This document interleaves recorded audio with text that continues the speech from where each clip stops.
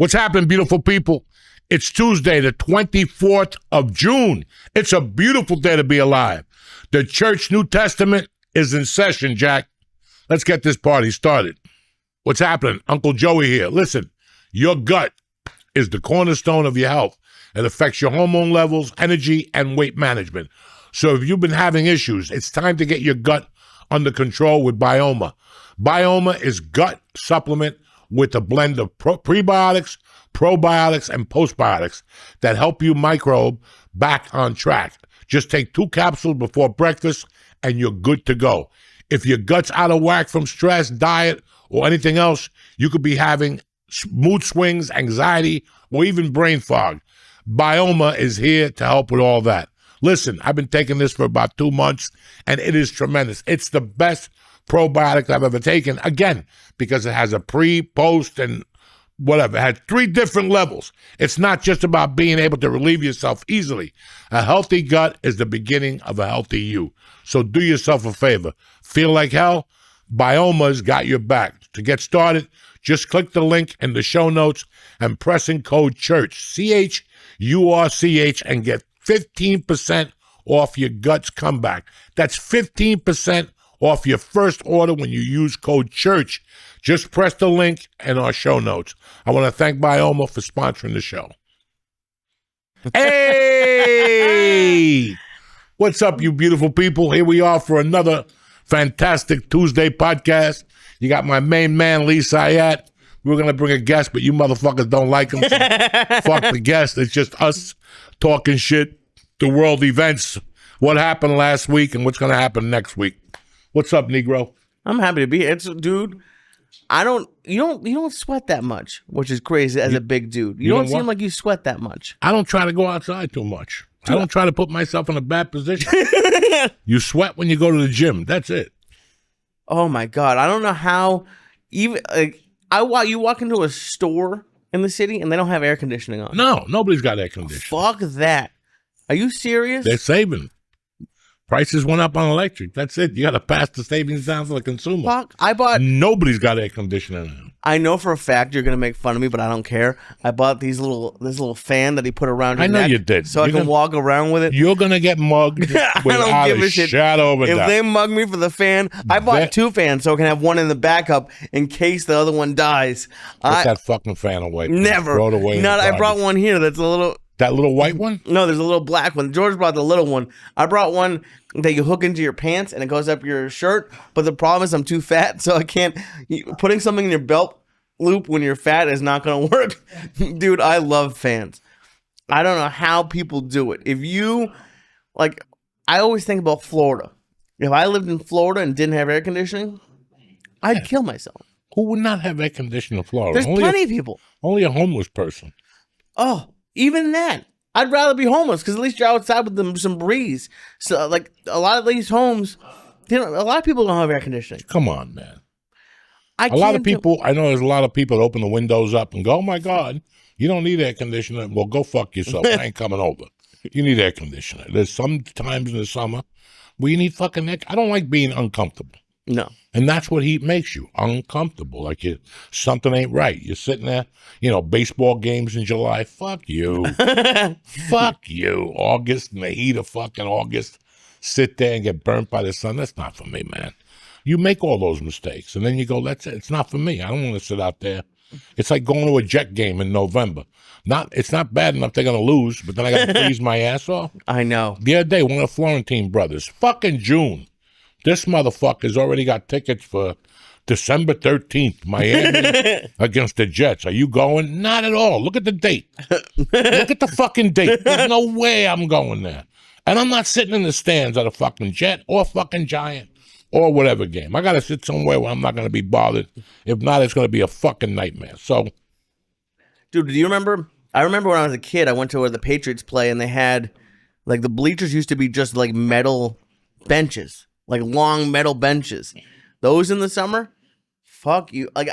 And I don't know, because we have a lot of chubby listeners, so I know they get it. But I hate whenever a skinny person tells me that they're fine. I piss. That's when you know me. I don't really get angry that much. That's when I get fucking angry. What'd you do last weekend? Anything good? You did some comedy? I did a little comedy in Mass. I had to go home. My mom I had to do something medical with her. How's she doing? Great. She's doing much better. But it made me think about you when you were in the hospital earlier this year. Just like, it's amazing.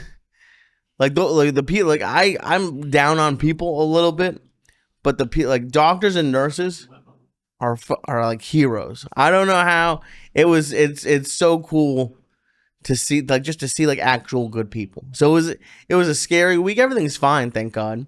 But it was just, you know, when you gotta go through tests, and she ended up having to spend the night. But it was a real good experience. You know, I was getting the set list ready, and I was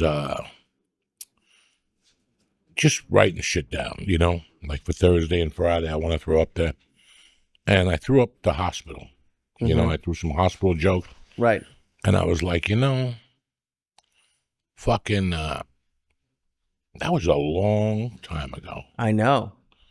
March, April, May, June.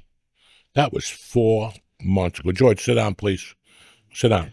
You're making me nervous. And you were like you said, every once a month for a week, and it was like you weren't even really feeling better when you got out of the hospital. No, I was feeling good enough to go home, but not. And I thought I would get better over the days, but it was fucked up when I look at it. Fucked up when I think about it. Fucked up what happened, and it happens in life. I can't get angry. No. It could have been a lot worse. I could have been in the hospital for 3 months. Thank God it was just, you know, 14, 15 days divided by 3 fucking months. And I made the best of it. I mean, in my mind, I went in there and I was having a good time. I was eating cereal. I was fucking staying up late, drinking fucking fresh orange juice at night, you know, having a good time. But it got old on me, and it weighed on me. It's like my ears weighing on me. This has been since last fucking October. And they're still not, you know. So now, thank God, I got one of the girls on my daughter's softball team. He's a plastic surgeon. And he asked me, what's wrong with your fucking ear? And I showed him. He goes, why didn't they do this, and this? I go, I don't know. I don't fucking know. You know, and he's like, all right, come in to see me next week. I'm going to do all this shit. And then I want you to, he goes, I'm going to be working at the hospital. And I want you to come into the emergency room. And I'm going to take care of you there with different insurance. I mean, the guys, you know, they're Russian. That's the only way to do what it. They want. Is like you have to know somebody. You have to know somebody. And, you know, I'm happy that I feel a lot better now. I have worked very fucking hard since April. I mean, since I got out of the hospital, I wrote some shit down. I made my decisions about some stuff. And I have stuck very tight to that plan, you know, like just to the T. Like I've hit the goals every week that I want to, food-wise, weight-wise, workout-wise, you know. So you only could wish for the best. You can, but it's also like, as you get older, it's going to happen no matter what you do. Listen, we were having a talk before the podcast started about stand-up. How you get frustrated with stand-up. You know when you get frustrated? When you pop your head up, like what comes out on February 3rd? What's that animal that comes out? And the groundhog, yeah. The groundhog. The only time you get depressed in comedy is when you pop your head up to look around. Okay. Think about that. When your head is under that, when you're barreling through a tunnel, you're not depressed because you're working. You're making the best of it, okay? You put your head down. When you have a situation in your life, whether it's stand-up, health, whatever, you put your head down and go, this is what needs to be done, you know? I can't stay up till 2 a.m. watching a movie I already watched 8 times. Right. That's what I do. That's all I do. I'll wait till 11, and then something's coming on at midnight. I'll go, oh, shit, midnight. So now I'll go upstairs, drink coffee, smoke 18 bong hits, and wait for midnight to come. Then I'm up till 2. Watching a movie I've seen 80 fucking times already. Right. And I stopped all that shit. Like George and I were talking this morning. I went to bed at 10 last night. I had like 8 missed calls last night from like 10:30 to 12:54. People calling me last night. And I'm like, wow. I went upstairs at 10 to fucking 10. And you actually go to sleep? Went to sleep. Grabbed the cat. Fuck, my wife even goes, where you going? I'm going up. If you want to come, you're more than welcome. If not, I'll see you in the morning. Because nobody has to get up this week. There's no 6:30 in the morning. There's shit. There's no camp. There's no school. So there ain't shit going on. That's great. And do you notice a difference? Are you feeling better with more Fuck sleep? yeah. Yeah. And I take a nap in the afternoon too. I work so hard in the morning that when I go home at 1:30, I fuck around, I take a shower, and by 3:30, I gotta go down. I gotta go down for a fucking hour, an hour and a half, sometimes 1:30, sometimes the other day I went to bed at 3:30, I got up at 6:15 at night. Really? Yeah. Wow. I'm jealous. And you seem a lot calmer, and you seem like at peace, which is nice. Why I don't have anything to I don't let nothing break my balls like I used to. Why do you think you used to? I answer it. I answer back now, and I go, no, I'm not doing that shit no more. Because I was putting everything before your health. Not really everything. But if some motherfucker calls me and says, you need to talk at 11:30, I'll cancel jiu-jitsu over that. And then it's a 10-minute call. It's a waste of my time. So nobody cancels my workout sessions no more. There's a program. I got to do something from Monday to Friday. Saturday and Sunday, I take the fuck off. I eat what I want. I still drink a lot of water. That's the fucking key. Water, sleep, rest, and I have as funny as it is, I have a stress thing on my Whoop. Okay. And it tells you throughout the day when you have stress. Does it like alert you? Yeah. It has a high, medium, and low alert. And it's weird. When I feel something, I'll look and it's medium. Like today, I was alone, and my daughter goes, I want to go ride the bike. Listen, she could ride a great bike. I just don't like her riding about the neighborhood by herself. 2 weeks ago, she went to Starbucks on the fucking bike, which I wasn't mad at her, because we all did the same stupid shit. But for some reason, when she tells me she's going to ride the bike, my levels go up right away. I worry, She's going to fall. She got shorts on. She's going to scrape her knee. And then I go, fuck it. That's how I learned. I know. I was shocked. You got to scrape your fucking knee, And little things, like when people call me to go to New York City for something, that puts my stress level high. Just the fact that they invite you? No, they'll just call and go, hey, you want to do a podcast? And I'm like, not really. But I tell them this will be like the 18th time. I go, no. But it's because why would I want to do a podcast right now? What is the sense of me doing a podcast? Right. I have no reason to do a fucking podcast. I come up, I'm happy that we get to do our podcast. We get to chit chat, eat some food, and we go home. That's it. I don't want to drive into the city and start doing 15 podcasts a week for no reason. For no reason. I'm not promoting anything. I got nothing new to say. Nothing has happened except I'm getting older. What the fuck has happened? So for me to go on a podcast, hey, so how long did you do in prison? I don't want to hear these questions no more. I don't want to hear these no more. Right. No, I get it. And it's interesting for me to watch you because I like something that I feel like I've been doing wrong. And I'm trying to avoid it, but I feel like I've been a little bit too desperate with some of the comedy stuff that I'm doing. And I know why I'm desperate. It's because I just want to do spots. So I'm taking things because I just say yes to every spot. You have to. Okay. I've been trying to go over in my head what am I doing wrong? Listen. Again. For years I did every fucking spot I could. From 91 to 2003, I did every spot I did until one day, my girlfriend at the time sat me down and she goes, what are we doing here? What are we doing here? Right. You're losing money on every venture you do. You're the only comedian that loses money on every venture. Right. You were laughing at me last week. I figured out in my head that if I took a bus to local gigs, I saved $300, $200, and that's more money for me to snort coke. Oh, yeah. And party and get fucked up. I figured all these things out. You have a budget. You have what they're paying you $600 for 6 shows. You got to get there. That's always, this shit started about 8 years ago. Before that, everything was $200, $240, $280. You know what I'm saying? Yeah. Everything was $280, $249. Every once in a while, you got a $311. Oh, I don't know. But, so right there, you're getting $400 and $250 is out the window. You're left with $350. Unless you fucking eat sardines out of a can, with crackers and live in a corner, Right. with a heater or no heater or whatever the fuck you're going to do. Doing comedy is very fucking rough on the mind. You're not making any money. Your friends that are 30 have Lamborghinis or whatever the fuck they got, and you're still driving a little Toyota with a missing bumper, and you have a dream. You have a dream, and you believe in yourself. So that belief has to take you all the way to the top. Like, you got to believe that the reason you don't do...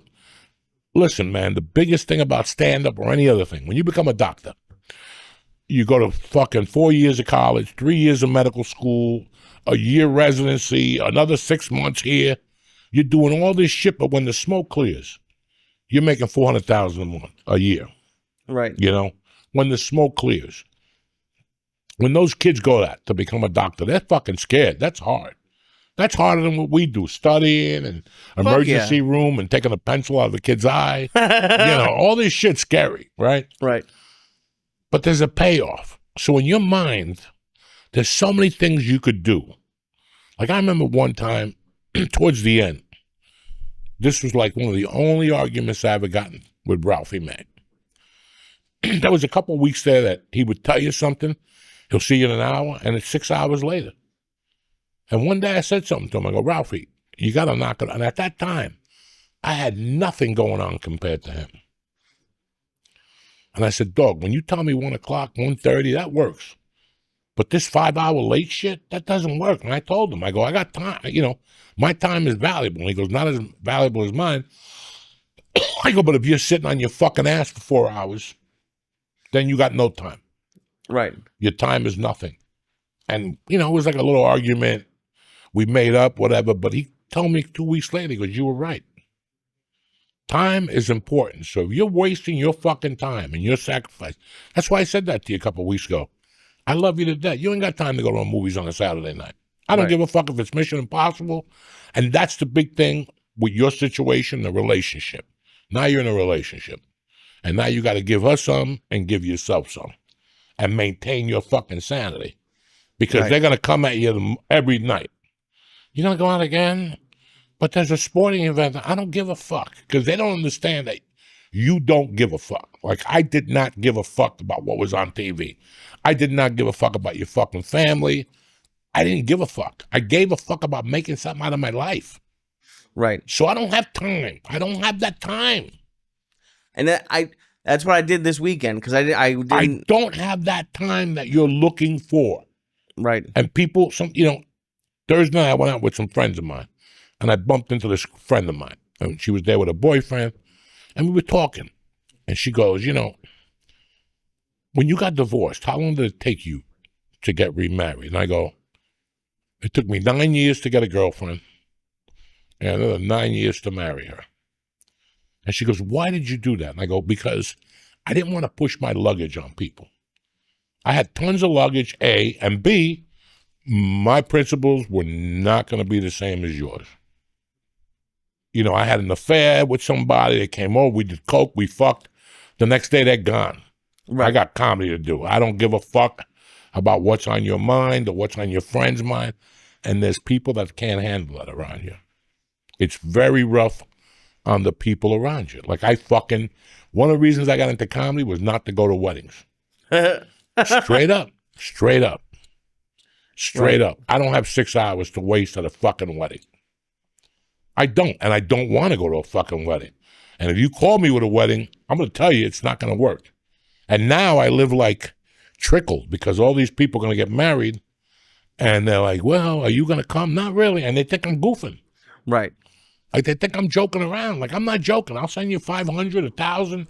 Whatever number you tell me, I'll send you. So I don't have to sit there for 3 hours and bang on the glass or all that dumb shit. I just don't like it. Right. I sacrificed a lot. Now, in my heart, I like weddings. But I had to convince myself I didn't like weddings. I had to convince myself that I didn't like half the shit that people were doing, so I didn't involve myself in them. I only had one thing to do. 2 things. 3 things. Snort coke, do comedy, and get my dick sucked. That was on my list every morning. That was my list. Do stand-up, snort coke, get your dick sucked, try, whatever. That was on the agenda on the fucking road. I didn't give a fuck about your problems. I don't care about your fucking cat. It's a fucking state of mind. And that, yeah, it's hard. It's hard, and it's hard to like get out of, like, for me, it's very hard to get out of my comfort zone. And I know, like, on Saturday night, I didn't have anything booked, and I went to 2 clubs there's nothing I hate more than hanging out. Gotta hang. I feel like such an asshole. I feel like no one wants me there. Not because I'm not funny, but like if I don't have like what I'm just gonna sit around like with my just clap when people go on stage. Yeah, that's what I did. You watch. You sit there. You get a beer and you watch, and you don't have to say a word as long as somebody sees you. Walk in and walk out, so you're not out of mind. Mm-hmm. You're never out of mind. You're always there. And on Monday they all get a fucking text or whatever's in now with your avails. Monday at 9:00. I don't wake up till 11. Well, it's Monday in my world. You're waking up when I send you that fucking text. Right. Or that email. That's how your mentality is, you know. This is your life. This is your career. I love people who have careers and then I'm going to Bimini for a week. Where'd that come from? What are you talking about? Right. You just got this started. Yeah, but I planned this way before. Then cancel it. People don't think like that. They don't want to think like that. Then they'll cry to you a year later. They don't have money. They don't know what's going on. Well, you went to Bimini. Go to fucking Bimini now. Go jump up and down in fucking Bimini. Do you ever think about like, because it might be weird for you. Like, let's say you didn't have that coke problem. Do you think you would have done more in comedy? Oh, probably. Because it's all like, but also like a lot of the coke stories turned into like a lot of funny material. You know, because I turned them into funny material, but they weren't fucking funny. They weren't fucking funny, okay? These stories are not funny. Really? They're sad, but we know how to make them funny. They're sad. You're telling people about stories about your addiction, this crazy shit that you did to get high, whether it was going in the toilet and scraping the sides and licking it, you know. It's tough. Listen, man, it's very tough to podcast, and it's very tough to be vulnerable in front of people. Mm-hmm. You know, like for years, I didn't talk about doing coke on stage. And then one day I said, fuck it, why not? Right. And I started pulling in a different audience. Now I knew, you know what I'm saying? When I did that thing with my mouth, nobody did that before. Oh, there? Yeah, nobody did that before. Nobody. I never seen anybody do that shit on stage. Not even Richard Pryor. So talk about jawing, you know, like your jaw effect. It was just so many fucking things that I did not want to talk about. But to become a good comic, you needed to talk about those things. You need to let people know you're like them. Why didn't you want to talk about them? I was embarrassed. Why wouldn't I? Who would want to tell these stories? You fingered somebody and she had a yeast infection and your hands smelled like Newark for a month. You know, who wants to hear this shit? Nobody wants to hear this shit, but it's what made you. It's what made you who you are today. Right. I'm out of my tits. Everybody knows that. I'm fucking crazy. I control it, but I'm out of my fucking tits. You know what I'm saying? It's funny that you know that, like, at least. Listen, if you don't know you're crazy, you got mental problems. When you parade yourself and you're like, there's nothing wrong with me, what I do is absolutely normal. No, it's not. No, it's not.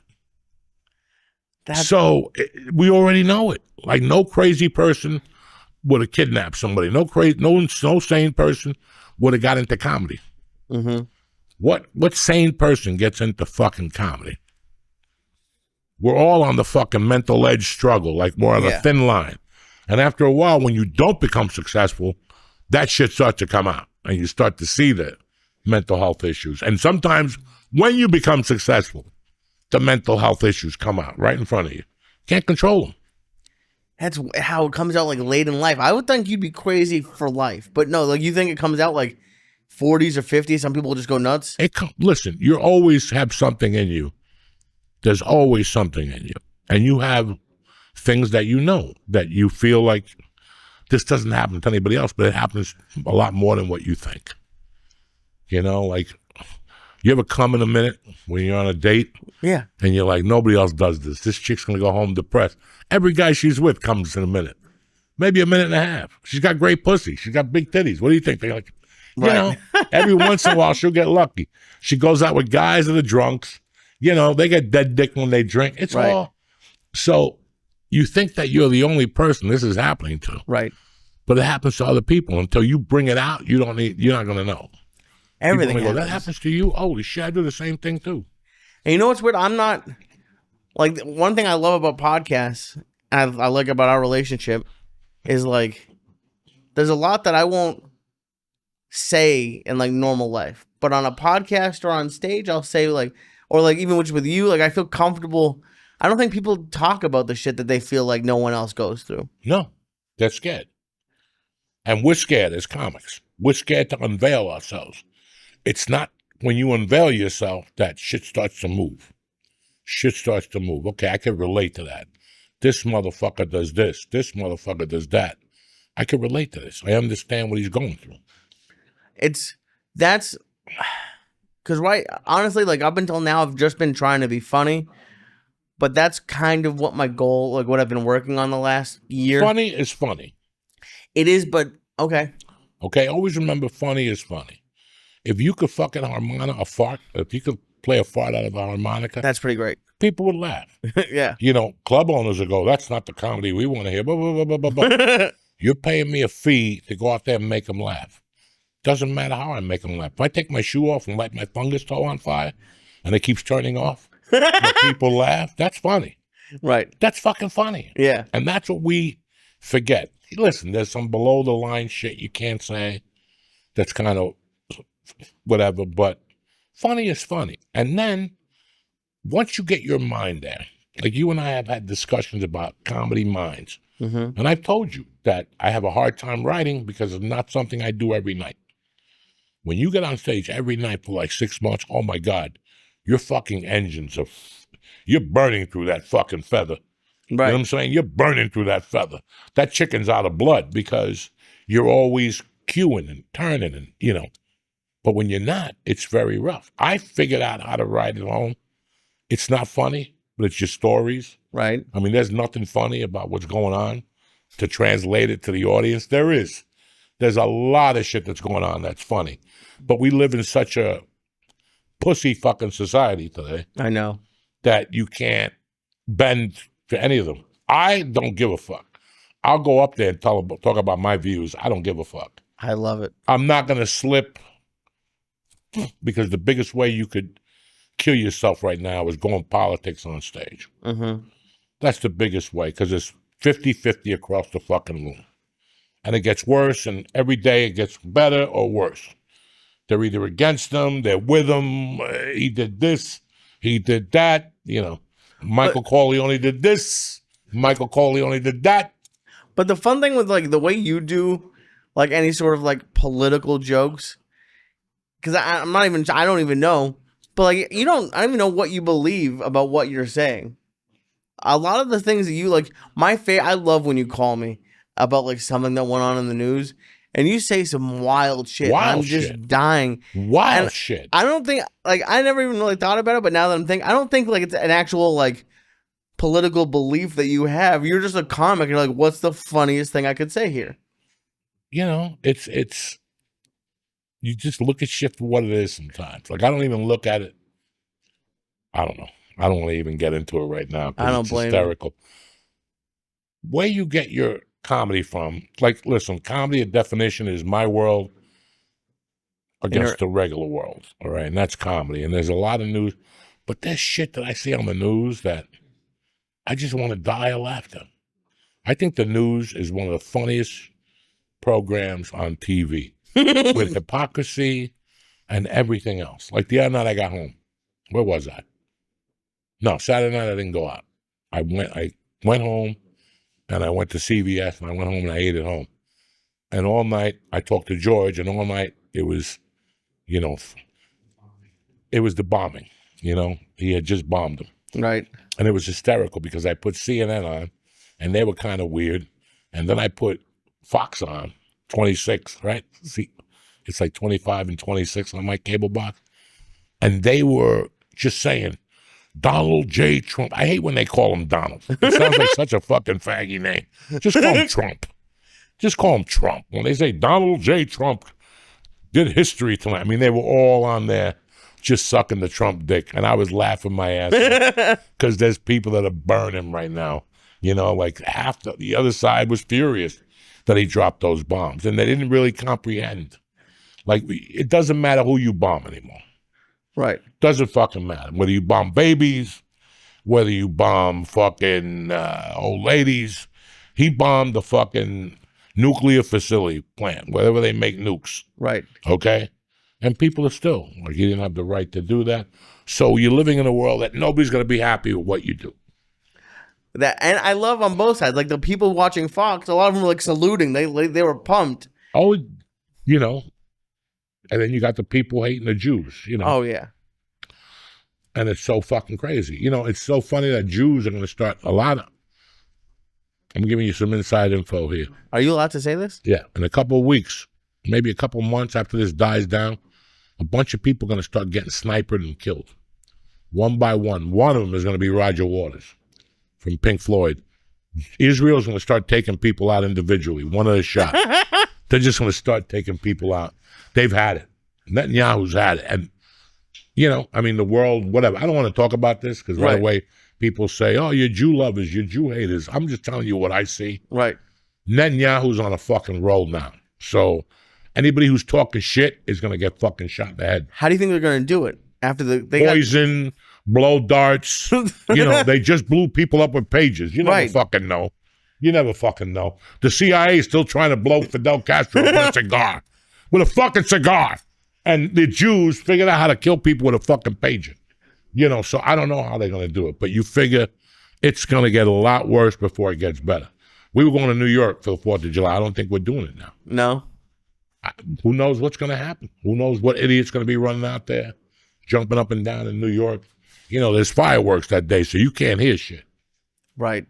Oh, you can't hear shit. So there's a bombing. They might bomb Lincoln Tunnel. Who knows? Like you said, New York is a haven for fucking Jews. Oh, yeah. There's 1 million Jews in New York, and it's one-stop shopping. They already have, like, cells that are getting together. And what these people do, I watched it on 60 Minutes last night. What these people do is they just gather information about structure, buildings, places to hit, holidays. Jews are doing this, or people against Jews? People against Jews. Iran has... Probably. Yeah, like they have intel? all that Okay. shit. Yeah. So, like I said, I don't like talking politics. I just repeat what I hear because I'm a fucking idiot.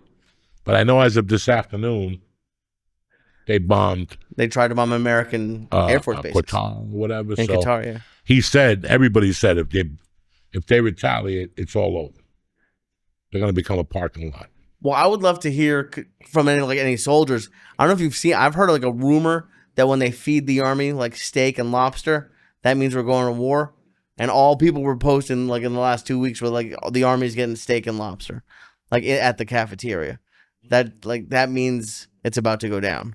I don't know what's going down. I just know that you got to get your helmets ready, get that iodine ready. What's the iodine? To put in your ears like Russian people. They put iodine in their ears with cotton balls. Something when there's a nuclear, something bomb. Because one of the Russians told me. Would you really try to survive? What? Would you try to survive? I don't know if I would. I don't know. It's just zapped. Did you see the pictures of Iran? I told you, it's just a turban with smoke coming out of it and a little cape on the bottom. They just zap people. People just disappeared. And every fucking little hood's got a little bit of smoke coming out of it. You see it? It's like when they like when they do like a genie, you know, like when the genie would blink and the clothes would just fall. That's what it is. They just zapped the body. They just zapped it. They got 1,000 turbans with a little smoke coming out of it right now. And just zapped the body. There's maybe an eyeball on fire on the floor, or a fingernail, or a fungi toenail. That's what I'm looking for. I don't want to struggle. I don't want to survive an atomic bomb going off. Listen, who knows? Don't worry about it. I'm not worried about it. Just worry about doing They comedy, come, right? I'll go right outside and wait for it. The what? I'd love to be one of the ones who are zapped. That's the best way to go. You're not scared. You're just zapped. Are you retarded? A little bit, but you don't think so? If you go, you can't do comedy. I don't want to get zapped. But you what kind of comedy is going to happen after the atomic bomb Maybe goes you'll walk off? around Who's doing with shows? one ear or something like that. Who knows? Exactly. That's zap me. It's going to be like the Road Warrior. You think I'm going to do well in Road Warrior? Oh, yeah. You think I'm gonna do well in the road warrior? I'm gonna die or get like assaulted immediately.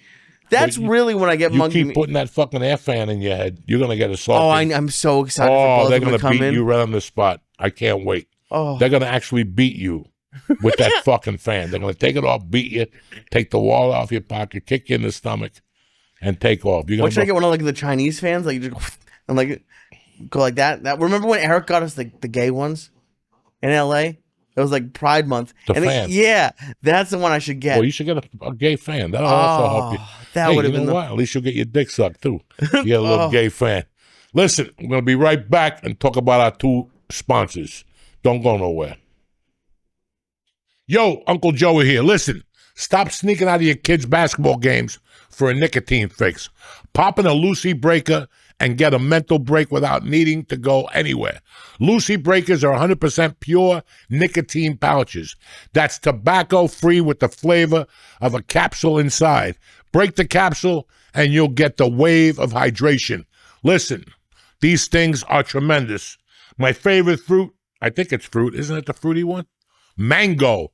Delicious. You could choose between 4 and 8 milligrams of nicotine to get the exact kick that you need when you need it. Listen, let's level up your nicotine routine with Lucy. Go to lucy.co/church and press in promo code church to get 20% off your first order on Lucy. Lucy has a 30-day refund policy if you change your mind. Again, that's lucy.co/church and use code CHURCH, CHURCH, to get 20% off. And here comes the fine print. Lucy products only for adults of legal age, and every order is age verified. Warning, this product contains nicotine, and nicotine is an addictive chemical. Hey, when you're ready to seriously unwind, it's time for Cornbread Hemp. Cornbread Hemp's CBD gummies are created to help you feel better, whether it's stress, discomfort, or you just need to relax. Cornbread Hemp only uses the best part of the hemp plant, the flower, so you're getting the purest, most potent CBD. I love these things. All their products are third-party tested, so you know you can trust them, and everything is USDA organic to ensure safety and purity. Right now, church fans can get 30% off your first order.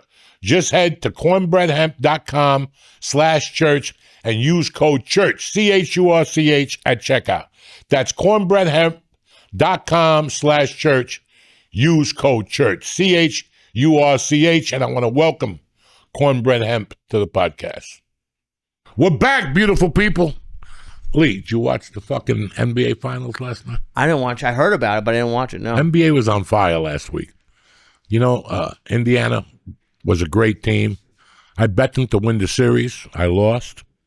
It was just $25 to win 100 and a quarter, 150.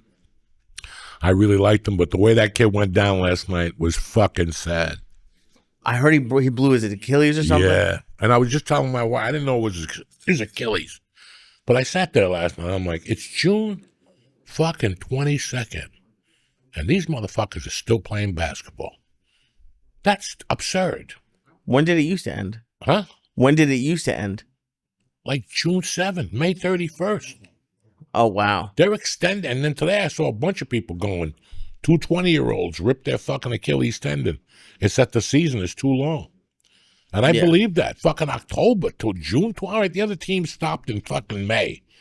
But 2 months of fucking playoffs, man, that's a lot. And then, you know, it's just a long fucking season. I read a book once that George gave me, the one about The Punch by Rudy Tomjanovich when Kermit Washington punched him. And it was really weird. After that, after that punch, the NBA stopped doing certain things. Like there was no back-to-back road games. Like if you're on the road, you could only play 1 game a night, like every other night, you know, because they felt that the players were getting burnt out. They did a lot of reform. But in this age of greed, yeah, that's all nothing, it is. And that's, you know, I was talking to my wife last night, and I'm like, we were talking about, I was watching something. And I go, you know, I'm 62. And one thing you never hear from people, like when you go to school, you read a history book, you know, and it tells you about 1861, Kennedy, whatever, the Germany thing. It tells you about all this shit. The Germany No, thing. Auschwitz. And Yeah, all I know. I know what you're talking about. Holocaust. And it tells you all this shit. But you know what's really weird? And you won't get it yet, but George will, because he's my age. We've seen so much change. We've seen so much change that could have stayed the way it was, and it wouldn't have hurt nobody. But we always tried to improve, and in the meantime, you made it worse. Like automated phones at your doctor's office, automated phones, and anything like that. We want to talk to the people. Right away, they send you on the computer. If you want to make an appointment, go on the fucking computer. Then you get there, and the appointment's wrong. It's just so many things. We were talking about the garden a few weeks ago. I went to do that show, and when I got there was nobody outside. Because somewhere in America, they decided no more scalping tickets. The scalpers were out there having a great time. You'd have a great time with scalpers, busting their balls, trying to beat them, trading tickets. No. So they took away the scalper, and now we get double charged on fucking the computer. Right. We can't even negotiate. We don't even know who we're negotiating with. Right. So many things got so, I saw things change that, why'd they change? They were great the way they were. Is there a time period that if the world could just stop right there, you'd be happy? Like the 80s, 70s, 90s? I think the 90s were great. I think I would have stopped in 1990. Yep. With grunge and everything. Look what music is. Now, the other day I went to my daughter's softball game. They were playing a team for Virginia. I never heard more redneck music in all my life. But it's not rednecks. It's people faking an accent. It's like they really fake the accent for country. Yeah, got a guitar. And knock it the fuck off. This ain't even country no more. It's just, listen to rap music. It's god-awful. It's a guy with a fucking thing. Just a box. That's it. Yeah. Billie Eilish. I listen to her when my daughter's in the car. But I saw a live tape of her. I wouldn't pay for that shit. It's her with a fucking DJ. There's not a musical instrument out there. She's lip syncing to a degree. I think people have figured out what you need to do to be popular. Oh, no. I think that's what it is. I had this talk with Mercy about 3 months ago. We're living in a world now. It's like she likes that chaperone. Okay. That chaperone is the ugliest fucking monster-lookingest thing I've ever seen in my life. And she's all bullshit. Mm-hmm. It's all bullshit. They know how to twist the strings. They act independent to be cool, but they're really not. Because we all answer to somebody. So knock the fucking shit off. Especially if you got a record company. You got to answer to that record company. Mm-hmm. She's out there. The record labels should put away money for starving artists. Better yet, since you're concerned about starving artists, go into your fucking kick. Go into your kick. They never do they? Why would they? So then shut the fuck up. Now comedian girls, they got to marry a guy that's autistic. That's the new thing. If they don't marry an autistic retard, they can't fuck. And then they sell it. Oh yeah, my husband's autistic. Are you fucking retarded? Why would you marry him? Your child's going to be fucking autistic. He's not going to know how to put a square in a circle or a circle in a square, whatever the fuck that Everyone's autistic now. Yeah, everybody's got a fucking thing now. And then they have the fake charities. I like those people, the fake people. Yeah, I'm really concerned about. No, you're not. No, You're fucking not. No, you're not. You just say this shit. It's like all these movie stars. They all talk shit. Well, go into your pocket. Where's your fucking suffering? Where is it? No, you're just there fucking pointing people at other things that you don't even really believe. That's the problem with those Hollywood actors today. Do you think Charles Bronson would have raised his hand and said, I support the LGBTQ community? Or Clint Eastwood or one of those motherfuckers? No, because they hated those things. That wasn't in their repertoire. Charles Bronson, do you believe in LGBTQ? Yeah. Oh, yeah. I believe in a man with a wig. I knock him out. That's what I believe. But now movie stars will go, I support LGBTQ just to be cool, just so people go, oh, my God, he really cares. Well, did you see... Even I don't even honestly really know who she is. Sydney Sweeney. She's a hot actress. Yeah. She's selling her bathwater. Yeah. What? You should buy it and drink it. I don't fucking know. There's people that do that. Listen. Yeah. We got So many sick fucking people today. Look at this. Look at all these female celebrity movie stars and musicians. They all got a fucking stalker. Fucking that poor girl, the football player's girlfriend with the skinny legs and no ass. What's her name? Taylor Swift? Taylor Swift. She had a fucking guy that was moving into a house or some shit. You know, all these fucking broads. You know, what part in your mind lets you think that they're talking to you? Oh, for like the stars, the stalkers? They're just insane. They're insane. There was a comedian at the store that had a stalker. She couldn't put on the lineup that she was going to the store. They had to put a name. I would go to the store and go, who the fuck is this broad? And then it was somebody else. And I go, oh, okay. Yeah. They got stalkers. What part in your mind do you think that person's going to fall in love with you by you showing up at their house with fucking chocolates or candy? They're rich. If they want chocolate, they'll go buy it themselves. They don't need you to buy fucking chocolate. And then there's people now like scamming you. Like there's this one I keep seeing stories of, like this older lady. Someone took Matt Rife's picture and has been like texting her, being like, hey, I'm Matt Rife. I need some money. We'll get married. Come to my show. And this like 60-something-year-old lady believed it and like gave him money. Well, some lady just gave somebody Brad Pitt. Remember Brad Pitt called her up and borrowed money from her? She gave $800,000 and got divorced. Her husband fucking dumped her. Yeah. What makes you fucking think Brad Pitt is going to call you for a fucking envelope? Listen, there's some scams out there now that if you get caught, you should just get put in jail. You should just get caught. So if you get scammed? Yeah, you got to go to jail. You cannot be this stupid. I don't want you in society. You're going to spread your stupidity to people by fucking,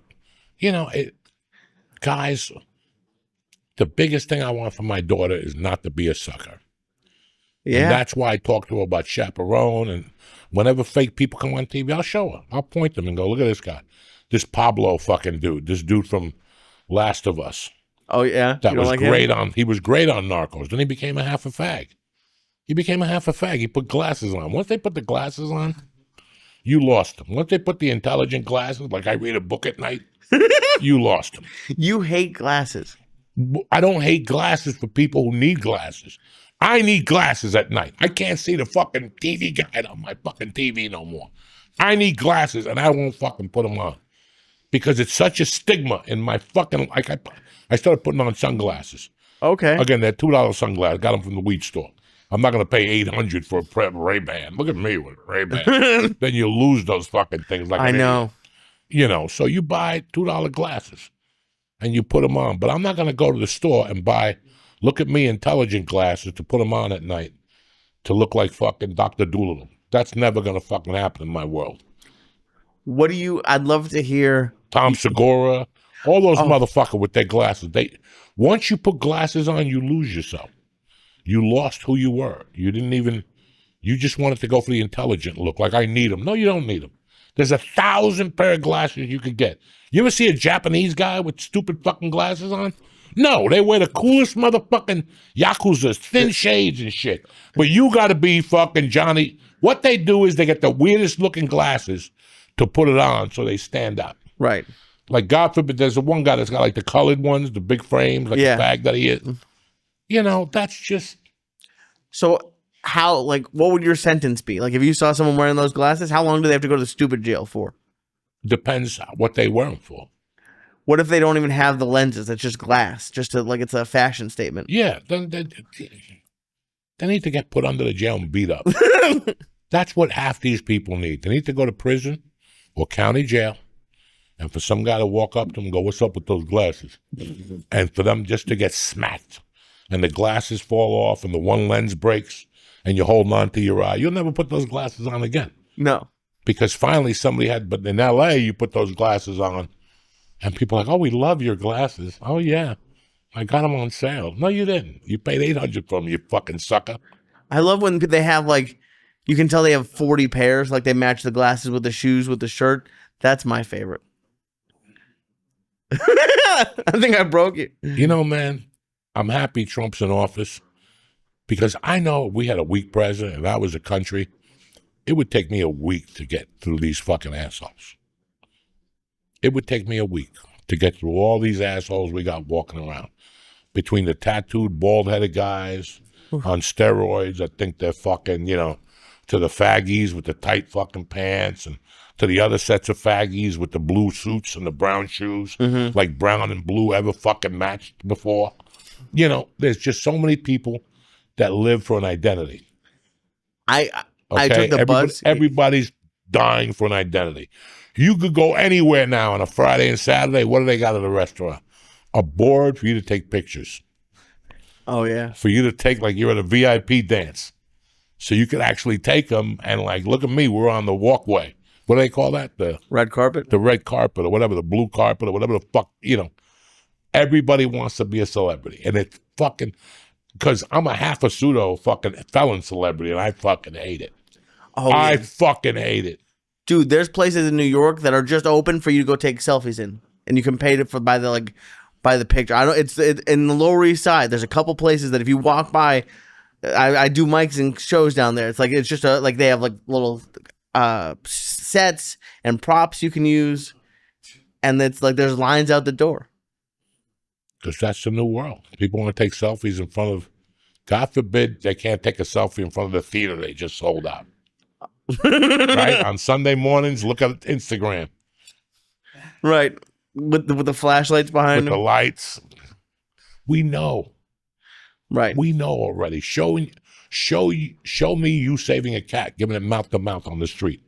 I'll love you more. What do they say in sports? Act like you've been there before or something? Yeah. It's Lee, and yeah, it is social media.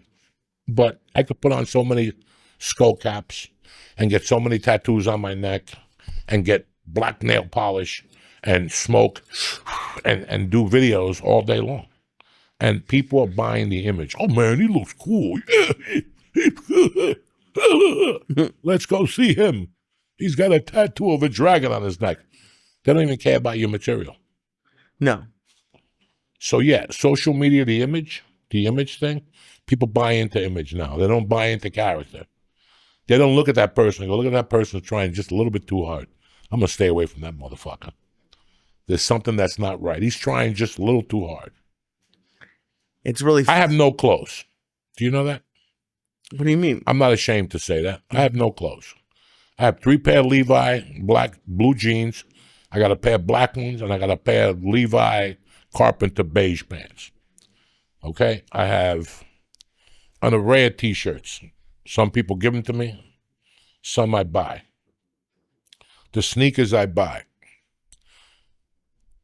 I don't buy anything like to be cool. I don't blame jeans with a rip in the knee. I'm too old for that. You're just too fucking old for that. You just look like a fucking idiot. I just saw a video of Jay-Z. He's worth, what, $200 billion fucking dollars. Still has the fucking Timberland boots with the jeans with a hood on. Well, nobody's cold. You're in France. Everybody's out there with a T-shirt on. You got a black hood on. I mean, there's so many things that people get impressed by. And it's fucking pathetic. Who's the best basketball player on the team, George? The guy without the knee braces on and the elbow braces. Give me the guy with the knee braces on and the leg warmers and the black. This one is black and this one is red and he sucks. And then he goes and sits on the bench. He sucks. He's portalita. That's what Cubans call portalita. What's that mean? That means like everything to get attention, but what he needs to be doing to get attention, he ain't doing. He's hiding it with all this smoke. Mm-hmm. That's why I always say, who are you once all this gets taken out? Okay? Like when I tell people all the time, when I look in the mirror at night, there's no stand-ups. There's no people doing standing ovations or blowing smoke in my ass. It's just me with my ugly face in that mirror going, damn, you got to do something. You got to do something, okay? And in none of those things have I said, well, maybe I'll dye my hair jet black and put a white streak like Tulsi Gabbard, or maybe I'll put a fucking tattoo on my neck and get the goatee and gray it up and put a little chef hat on so I look kind of cool. Like, look at Joey with a hat on. I don't need that. No. I never thought I needed that. One thing I grabbed from Hudson County when I was growing up was, look at the kids I grew up with. I'll bring you 15 of the kids I grew up with, including George. George is probably one of the only ones with a tattoo. Right. Yeah, that was not big for you guys. We didn't need anything for attention. You know, an earring, a fucking, all that shit was not necessary in my world. It was not necessary. Whenever I see We someone, showed up with dick and heart. And that's it. When you show up with dick and heart, you don't need all those fake accessories. right? They're just to get attention from little fags and, you know, oh my God, I love your shirt. Oh, so cool. You know, it's like when you wear that fucking Nikki shirt on, What shirt? that Wiki shirt on. That Oh, the fucking- Buckies? Yeah. And people come up Listen. and go, that's cool. You're like, how old are you?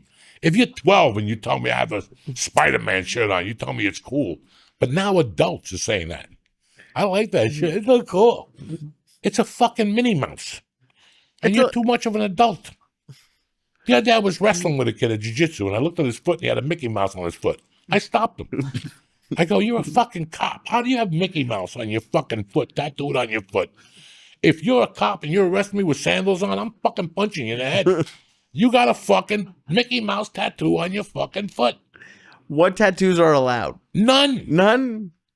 Not When even you like. show up with big dick and heart and character and a set of balls that sling dick, the only tattoo that you should have is one on your chest. It says, suck my dick. That's it. That's the only tattoo that's acceptable in my world. Have you told Mercy that? Like no tattoos?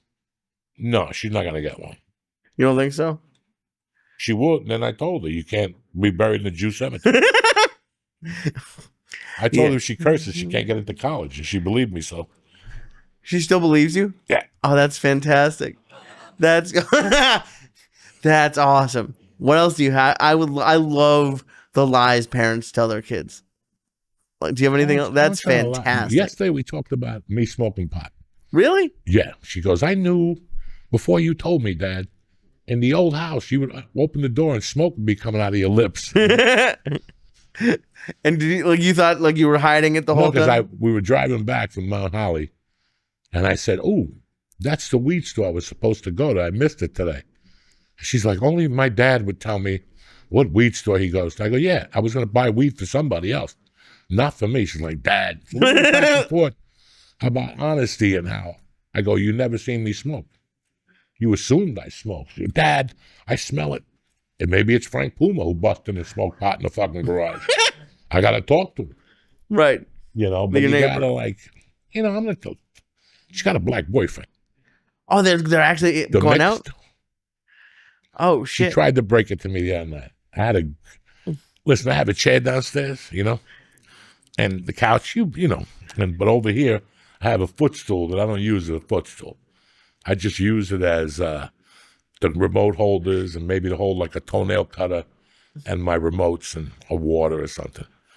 When she sits on that thing, it's going to get good. Oh, yeah? Yeah, it's going to get good. So the other night she sat there, and first she was telling me that one of her girlfriends is very racist. That's how we got into the conversation. And I go, is she racist towards black people? She goes, Dad, everybody.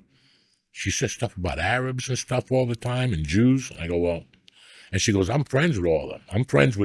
I'm tight with Jews, I'm tight with Arabs, and I'm tight with fucking black kids. And I go, really? You know black kids? She goes, yeah, Aubrey this. She tried telling me. And I go, there's a lot of African Americans in your school. And she goes, Devin. And I go, you really like Devin? She goes, well, I've been talking to him lately. And she goes, he got catfished in Old Bridge by some girl, and he came back running to me. She goes, I was supposed to call him 2 nights in a row, and I never called him. She goes, I had him fucking waiting. Oh, Jesus Christ. And I'm like, that's it. Sweat him out, baby. He's black. Make him walk through the fucking field. You know what I'm saying? Make him walk through that cotton field. Oh my God. And today when I was leaving, she came down to give me a kiss. And she goes, Dad, I got to go upstairs. I'm talking to Devin. Devin was on the phone on FaceTime. And I go, send Devin my love. And she goes, he loves you too? Holy that is going to be... What do you think about her starting the date? Well, they're fucking 12, okay? He won't even come over to the house. She asked me today if she'd go to a county Monmouth fair with him. They're going to go on a date to the county fair. Oh, shit. Yeah. We have to go and watch. No. Oh, no, what if me with a little fan on? I'll hide. You don't want to watch it all? No, she'll kill you if she sees you watching. Oh, I know. She'll kill you. Listen, man. Then the neighbor said to me, She likes that black kid. And I'm like, first off, he's mixed. He's Irish and black. Let's not just call the fucking guy, Denzel. He's black and Irish. His dad's cool. The mom is really dynamite, good looking. They're kids. And what do you want me to tell them? You can't date a black guy? What do you want me to tell her? She's 12. So you want me to let my asshole beliefs interfere with her beliefs? I can't do that either. And I didn't think you had anything issue with him being black, but just a dude dating your daughter. I know they're 12. They're not dating. They're talking on the phone. If they meet at the mall, my wife goes. Okay. Like last week, a bunch of little boys and little girls went, Friday, they went to Point Pleasant, to Jenkinson's. My wife went, and a bunch of moms. And his mom was there. Wow. They're fucking 12. You're so much calm. I'm nervous. I want to go spy on him. What do you want me to do? I don't know, scare the kid a little bit? No. Come see me again when she's 16. Okay. Okay? And then I'll tell you the other side of that. Okay. But for right now, I can't get in her way. She's just a young kid. And she's just getting to learn all this shit. And, it's interesting. Listen, this is the best thing I've ever done in my life. Being a dad? Yeah, I'm having the best time. Listen, you told me that I've lightened up a lot lately. Mm-hmm. It's 2 reasons. I'm enjoying my life for the first time in a long time, and I went back to jiu-jitsu. That always keeps my powder dry. As soon as I go back to jiu-jitsu, my whole demeanor changes. Because it's such a challenge for me that if I go 2 or 3 times in a week, I'm like, whew, thank God. Why? Because it's such a challenge. And especially at my age, especially getting into shape and all that. And I like it. I just like the guys there.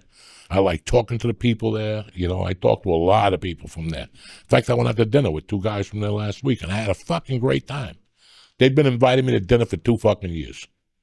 And I'm always like, nah. And that night I went out to see Mercy's school. Like they had like an end of the year little party for the parents. Fucking lemonade with no sugar in it and all that shit. We got out there about 8:30, and they kept calling me, and I said, I'm over here, but if I get a minute. And then when I left, it was Thursday night, it was raining. I was going to come up to North Bergen and do Pedro's show, but it was just coming down. I had to do that school thing, and then I went over to this restaurant, Mescal in Old Bridge. Nice. It was fucking great to drink. I didn't drink alcohol. I just ate the shrimp cocktail and the Angry Lobster, like an appetizer. It wasn't. But like how is that different than like other nights that you've gone out? Like what was it about it that like you liked so much? Was it just the people? I just got out. Sometimes it's great. Listen, man, let's get something straight. I was involved with comedy for 29 fucking years. I don't have to tell you that comedy dominates 80% of my conversation. Right. When I was doing coke, it was 70%. Once I stopped doing coke, it was 80% of the conversation. Now it's like 40%. Wow. And I have things that I have needs now that regular people have. That now I'm not doing comedy. I have regular needs now. But it's kind of nice to go out with people every once in a while that stand-up doesn't get brought up for 2 hours. Right. Nobody gives a fuck. And they don't ask you about like Rogan or weird stuff like that? No. That's awesome. And I don't put myself in those positions. A lot of people must think I'm weird, and I am. Because when I go to George's house to watch Indiana against the Knicks, or I come to your house to watch a Bruce Lee movie, I don't want people bugging me. No. And when somebody sits close to you, they want to ask you something, that wears on you. That wears on you. As a human being, you're trying to watch something, there's a guy over here. I saw something the other night that I wanted to stop the young comic, but I didn't know what to do. So I was just quiet. I was at a show, and this young comic wrote a note on his phone and showed it to another comic who was on the show, but the other comic on the show was big, and said, I have a question about Patrice O'Neal. Just like in the middle of the show. And the older comic was super nice. I was like, do you want to go over here and ask and like talk? And he was nice about it. But I just imagined like me doing that to you. Like, there's no way that would like, no one's going to want to talk to you after that. It's so strange to see people do stuff like that. People do the weirdest things now, and you don't know where they're coming from. You just don't. You just fucking don't. I was having a great time going to that strip club by my house. I wouldn't go every night. I wouldn't go every week. I would go once every month. Right. The last time I went, I said, I can't come up here no more. Oh, people found out you were going? It was insane. And I'm looking at these guys going, guys, there's pussy right there. They would come up to me like, so do you go to Texas a lot to see Joe? And I'm like, guys, not tonight. Another guy came up to me, hey, man, I met you last 420. Okay. So now what do you want me to fucking do? Right. Just the fact that he said 420, that means I already know you don't like him. It wasn't this year, so it had to be last year or the year before.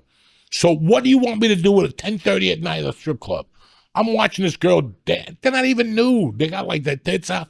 The reason I go to this strip club is the bartender. That's the only reason why. I love her to death. I know her boyfriend. I love her to death. So when I go there, since I know her boyfriend, she talks to me. Right. Because she knows that. So I have a great time with her. Once it starts getting, I just leave. Sometimes I got a lap dance. Most of the times I don't. You're just there to have like I'm just fun. there to get the fuck out of the house and to kill some fucking time. But I went there the first 2 times and nobody said nothing to you. Even the black guy next to me, we were talking at the end of the night. He goes, I know who you are. Okay. And that was great because he didn't bring it up the whole night. But when you're in one of those places, guys, say hello from a distance. Don't even come over. I'm looking at pussy. I'm talking to this fucking girl. And this is, nothing burns me up more than rule number 1. What's that? If you see a man talking to a woman, I don't know what's going on. So I'm not going to go over there and say shit. That's an important rule. I don't say shit. I don't care if I grew up with you. If I don't know who you're with, I'm not going to go up to you and say nothing. Nothing, because anything I say is going to be wrong. That's common fucking sense. You're with a woman. You're talking to a woman. Nothing I say could be more important to George. What if it's like, because I had someone do this one time in LA after one of your shows. I had some guy who liked the show come up to me, like, try to like hype me up to the girl I was talking, like, this guy's awesome. And it was like, it was weird. Like, even something positive is like kind of creepy. She said, shut the fuck up. This is my sister. Then they turned red and purple. Oh, I shouldn't have said. No, you shouldn't have said nothing. You shouldn't have said nothing. A wink is as good as a nod to a blind horse. Like this. That's it. You go like this or go like that with your glass. I get it. Right. But there's no reason for you to come over here. Go talk to the fucking girls. I'm a fat 62-year-old guy. There ain't nothing here for you. I'm not giving out hand jobs, nothing like that. Why are you talking to me? It is, I cannot comprehend half this shit no more. It's hard to comprehend. And you sit there and go, wow. Right. The other day I'm in a restaurant with my daughter and my wife eating, and some lady sat at the table. And she goes, I see you here a lot. I never want to bother you. Well, today's not the day. Yeah. Today's not the fucking day. Never. Can you call my friend? Not really. Not right now. You have to wait till I get out of here. And I'll eat one piece an hour until you leave. I'll tell you, yeah, on the way out, I'll take a picture of you. Not even in a million fucking years. I'll take one bite a minute. Put the fork down, look around, make a call till you're sweating me out. I'm not doing it. I'm not in the mood. No. And you would never do that to someone else. No. If I walked into a fucking bar or strip club anywhere and I saw you, George, Nick, any of my friends talking to a woman, if you look at me, I'll wink and keep walking. That's it. There's nothing to say. Now, let me ask you this. What if Eric was talking to a dude? Does that same thing? I wouldn't go over to him either. I don't know the dude or how he's going to fuck him. I don't want to go up to Eric. I'm 62. The guy's going to go, why are you talking to an old man for? Right. You fuck old man? I don't need that shit. Right. I'm the same way about everybody. You talking to a woman, there's nothing for me like that. If you want to come over, that's your prerogative. Right. But I'm never going to go over to you and interrupt you. Hi, I just want to say hi. Don't say anything. Right. What, do you think my life's going to change because you say fucking hi? I don't give a fuck. It's like if I knock on your door and go, hi, I came over to say hi. Who cares? So go fucking milk a cow somewhere, you fuck. And are there any exceptions? Like, what if you walked in and you saw me, like even if it was me or like if I saw you, If I saw you talking to your girlfriend, right? absolutely I'd come over and give you a kiss. Got it. Okay. But a foreign woman that you're talking to at a bar, I'm assuming you're telling her your life story. Right. If not, I'm wrong. If you come over later and go, why didn't you come over? Because you were talking to a woman. She's my attorney. Okay, my bad. Right. But at least I didn't come over. Hey, what's going on here? You know, the people that come up to you, hey, George, you want to do a line of coke? Are you fucking retarded? Right here in front of everybody. And you get those people. You're going to get those that had no couth, that nobody raised them, their mother didn't talk to them. It's like they lived down the barn and they came in for breakfast and showers or something like that. And it's not your fault to fucking, I'm not doing it. No. I'm not doing it. And that seems like something I'm obsessed with your social jail that you want to put people in. 'Cause like I want to come up with like a list of things that would send people to jail. Like what about, because I was on the Greyhound, we were talking about earlier, I was on the Greyhound and like people tried to like sit next to me and talk, and I pulled your trick. I look real fat and I put my stuff on the seat next to me. Because like, I didn't want anyone. Oh, you paid for 2 seats, you said. On the first one. On the way back, I didn't. On the way back, it was expensive. But like, people, like, they want to chat. I don't want to talk to anybody. That's why you put earphones on. But even then. Immediately, you don't know nothing. I don't know nothing. I'm talking on the phone to Europe. Meanwhile, you listen to the cars, you know. Right. Europe.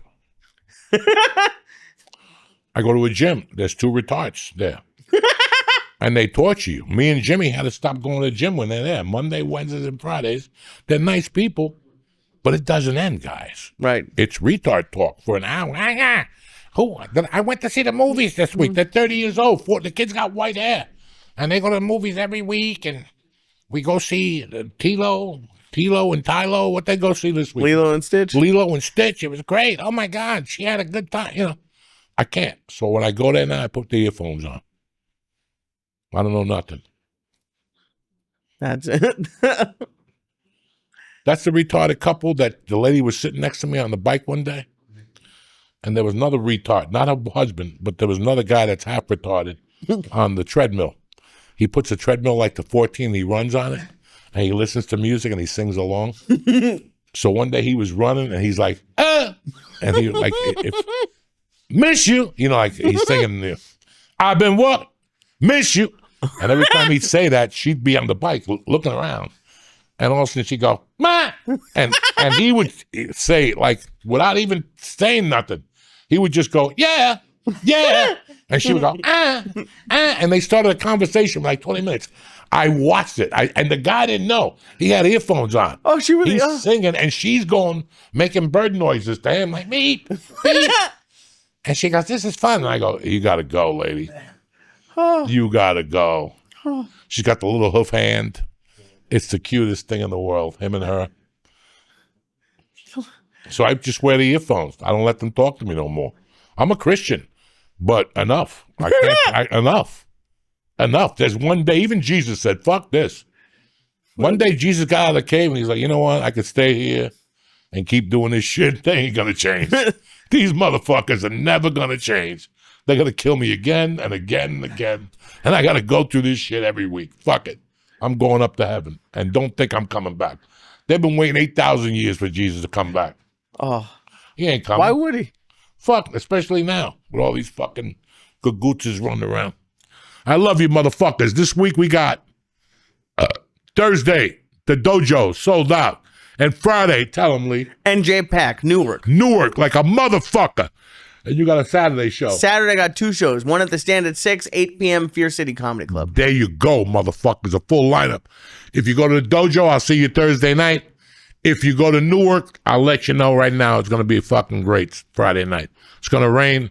Bring your scuba gear. I'm doing time until I get electrocuted. I don't give a fuck, Jack. How about you, Lily? Oh, dude, you keep telling me that there's special edibles for Newark. Oh yeah, so we got special. You told me to get a hotel room, and it's like 30 minutes away. Toenail dust. I got one of those fucking drills that go under, like that bomb, the bunker bomb. It goes under the nail now, and it scrapes it out. And I tip my nail over, and a bunch of powder comes out now. It's perfect. I don't have to do nothing. So now I just drill the nail, right, and then I my wife holds the baggie, and I just turn my toe over, and the dust falls. I'm going to shake them up with the edibles. It's going to be fun. It has glitter on it. We got some new mushrooms coming in. They should be in on Thursday. We're ready to go. It's going to be a hell of a night. Don't drive. Don't do nothing. George is going to drive you anyway. Perfect. That's it. George is going to drive you and drop you right off. There's a hotel right across the street. From where? From NJ Pack. Okay. You just Do I have a room or it's just there? It's just there. Go and ask for a You room. go in there and stay in the bathroom. You do what you want. It's like the hotel by your house where the first time I went to your house, Steve Simone brought pizza. You got me so high, I went back and I offered the front desk lady the pizza, and I couldn't go back there. That lady at your hotel hated me. So now I'm gonna go into this hotel in Newark, fucked up out of my head, room for Lee, and there's not gonna be any rooms. Who gives a fuck? It's all about a good time, cocksuckers. I love you. Have a great week, and we'll see you next Tuesday. Tip top motherfucking Magoo. Stay black. Tell him, Lee. Love you. What's happening? Uncle Joey here. Listen, your gut is the cornerstone of your health. It affects your hormone levels, energy, and weight management. So if you've been having issues, it's time to get your gut under control with Bioma. Bioma is gut supplement with a blend of prebiotics, probiotics, and postbiotics that help you microbe back on track. Just take 2 capsules before breakfast and you're good to go. If your gut's out of whack from stress, diet, or anything else, you could be having mood swings, anxiety, or even brain fog. Bioma is here to help with all that. Listen, I've been taking this for about 2 months, and it is tremendous. It's the best probiotic I've ever taken, again, because it has a pre, post, and whatever. It has 3 different levels. It's not just about being able to relieve yourself easily. A healthy gut is the beginning of a healthy you. So do yourself a favor. Feel like hell? Bioma's got your back. To get started, just click the link in the show notes and press in code CHURCH, CHURCH, and get 15% off your guts comeback. That's 15% off your first order when you use code CHURCH. Just press the link in our show notes. I want to thank Bioma for sponsoring the show. What's happening, you savages? Uncle Joey here with his Jewish Cato, Lee Sayat. Another start of the Church of What's Happening Now, New Testament coming at you.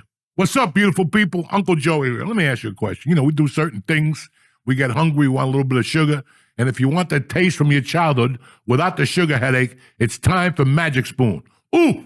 Magic Spoon is the cereal you used to eat on Saturday mornings, but built it for your old person metabolism. Magic Spoon's got 13 grams of protein. That's right, 13 grams of protein, 0 grams of sugar, and 4 grams of net carbs. Are you kidding me or what? Wait till you taste it. You think you hear a little kid and your grandmother's going to come up and give you $1 out of her stinky bra? You ever have those situations? Now, if you're running out the door and you skip the milk, grab their treat cereal bars that you can take on the go, Jack. Each bar has 12 grams of protein, so you'll stay full until lunch break. Who's better than you? Nobody. What we're going to do here is get you $5 off your next order at magicspoon.com/church, CHURCH, or look for Magic Spoon on Amazon or in your nearest grocery store. That's magicspoon.com/church for $5 off, all right? Thank you for eating Magic Spoon. Kick this motherfucking meal, Lee.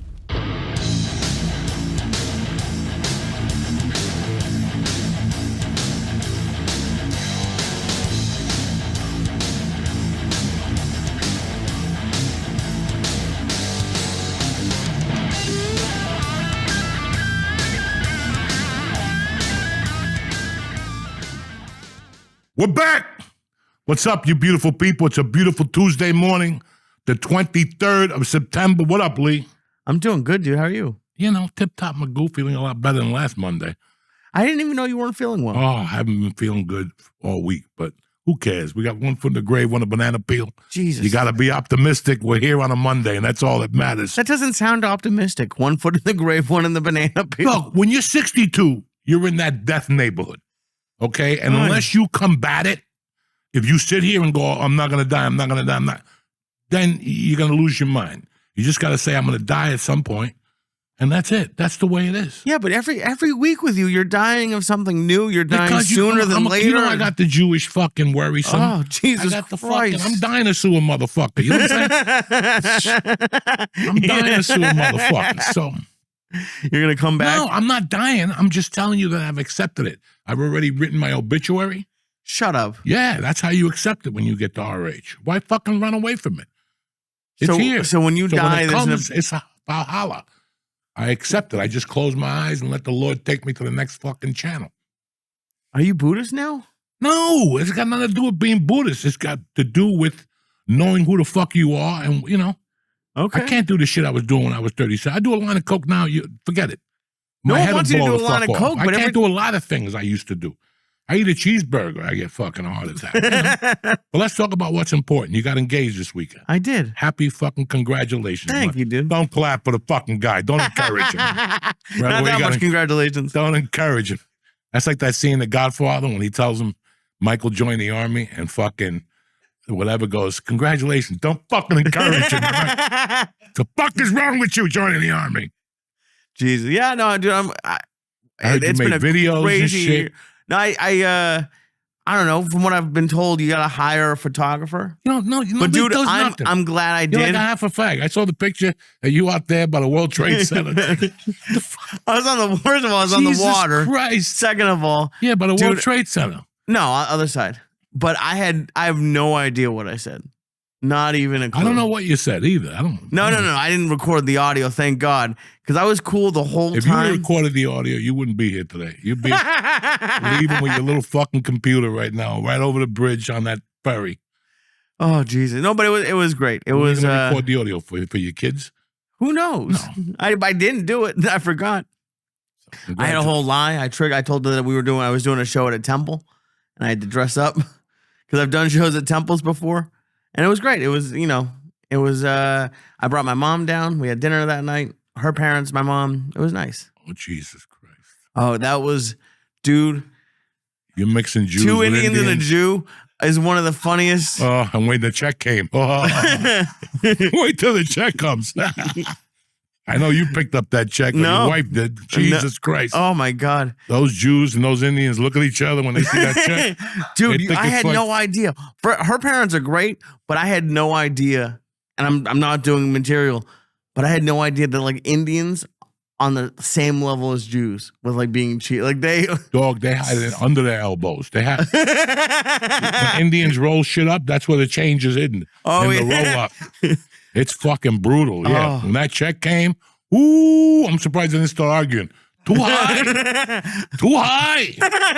Are they Chinese Make now? law. Too high. Too high. No, it was, but that needs to be like another Everybody Loves Raymond, but like a Jewish mother-in-law and two Indian parents. But it was great. It was, I moved here a year ago, dude. I told you when I was moving here.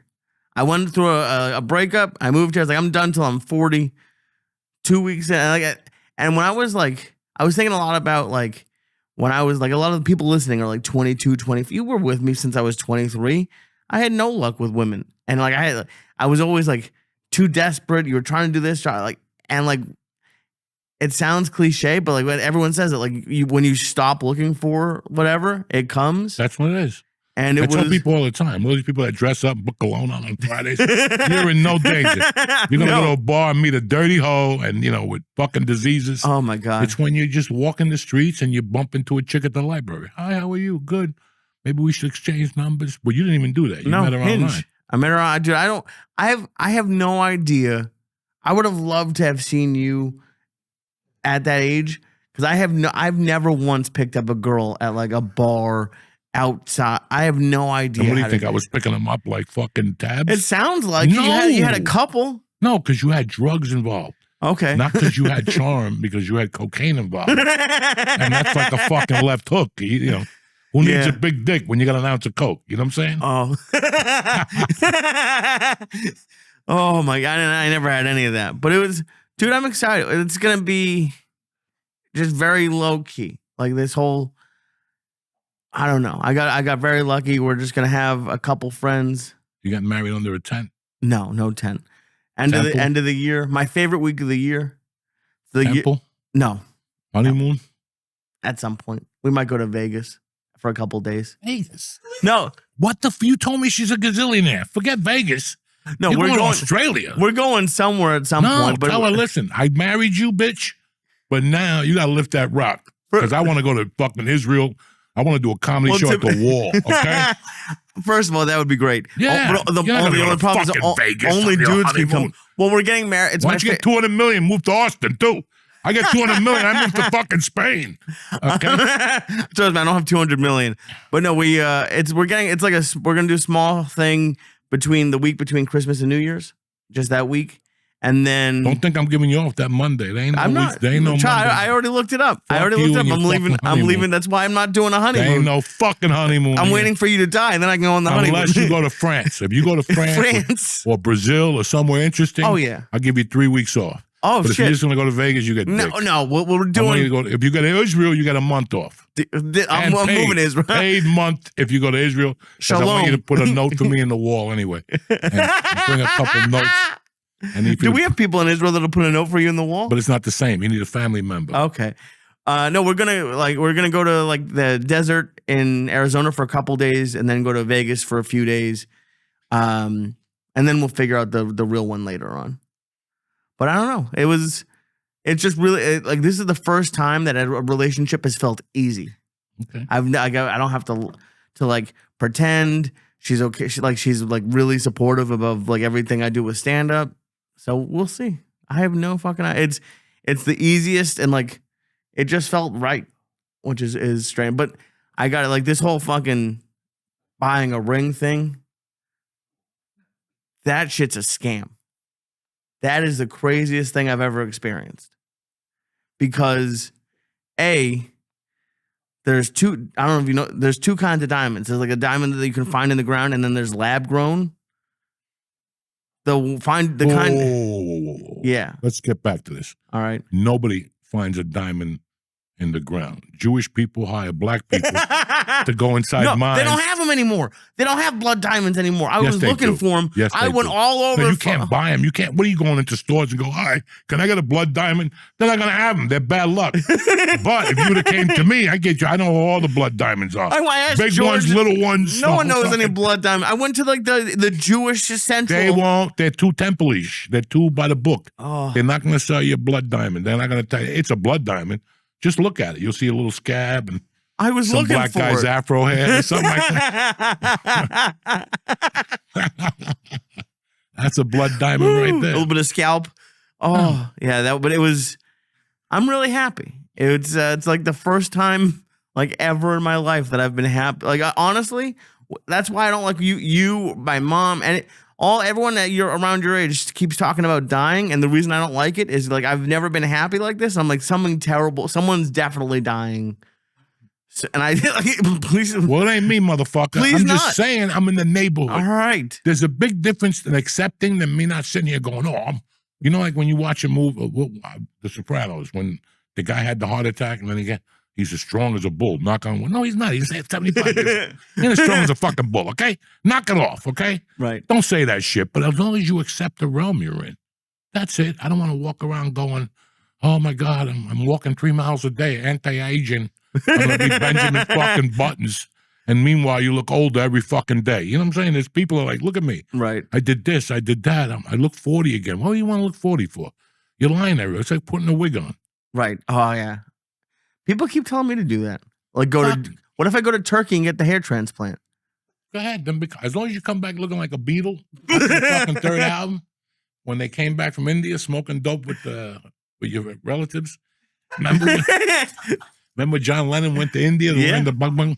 Yeah, Masamaki, whatever. Masayama. Masamaki's the one. Mahi. Well, I'm excited for you. Thanks, dude. You're going into a different realm of your life. And it is fucking different. I'm fucking 37. Because let me tell you something. Once you put the ring on the finger, everybody giggles. The Hindus jump up and down. The Jews jump up and down. Once you go home, it's a different fucking game, okay? Once you walk in that door after the marriage, it's like when that Richard Pryor joke, when you break into somebody's house and the dog helps you rob them. Remember that joke? Like, come on, I'll show you where the gold is. I'll show you where the silverware is. I'll show you where the fucking this is. All right, you got everything, but guess what? Now it's time to play. Nah, I want to play. Really? Dude, everyone keeps telling me it's the same. You think how's it going to be different? I don't know. Just wait and see. Pay for the fucking, put a quarter in and you'll see how it's different. Oh, Jesus. We'll see. I'm excited, dude. That's what's great about marriage. You walk around ether for a year, you know. Everything's beautiful. Okay, honey lovey. Okay, dovey. Right, Rachel? Everything's good for a year. Everybody's floating on clouds.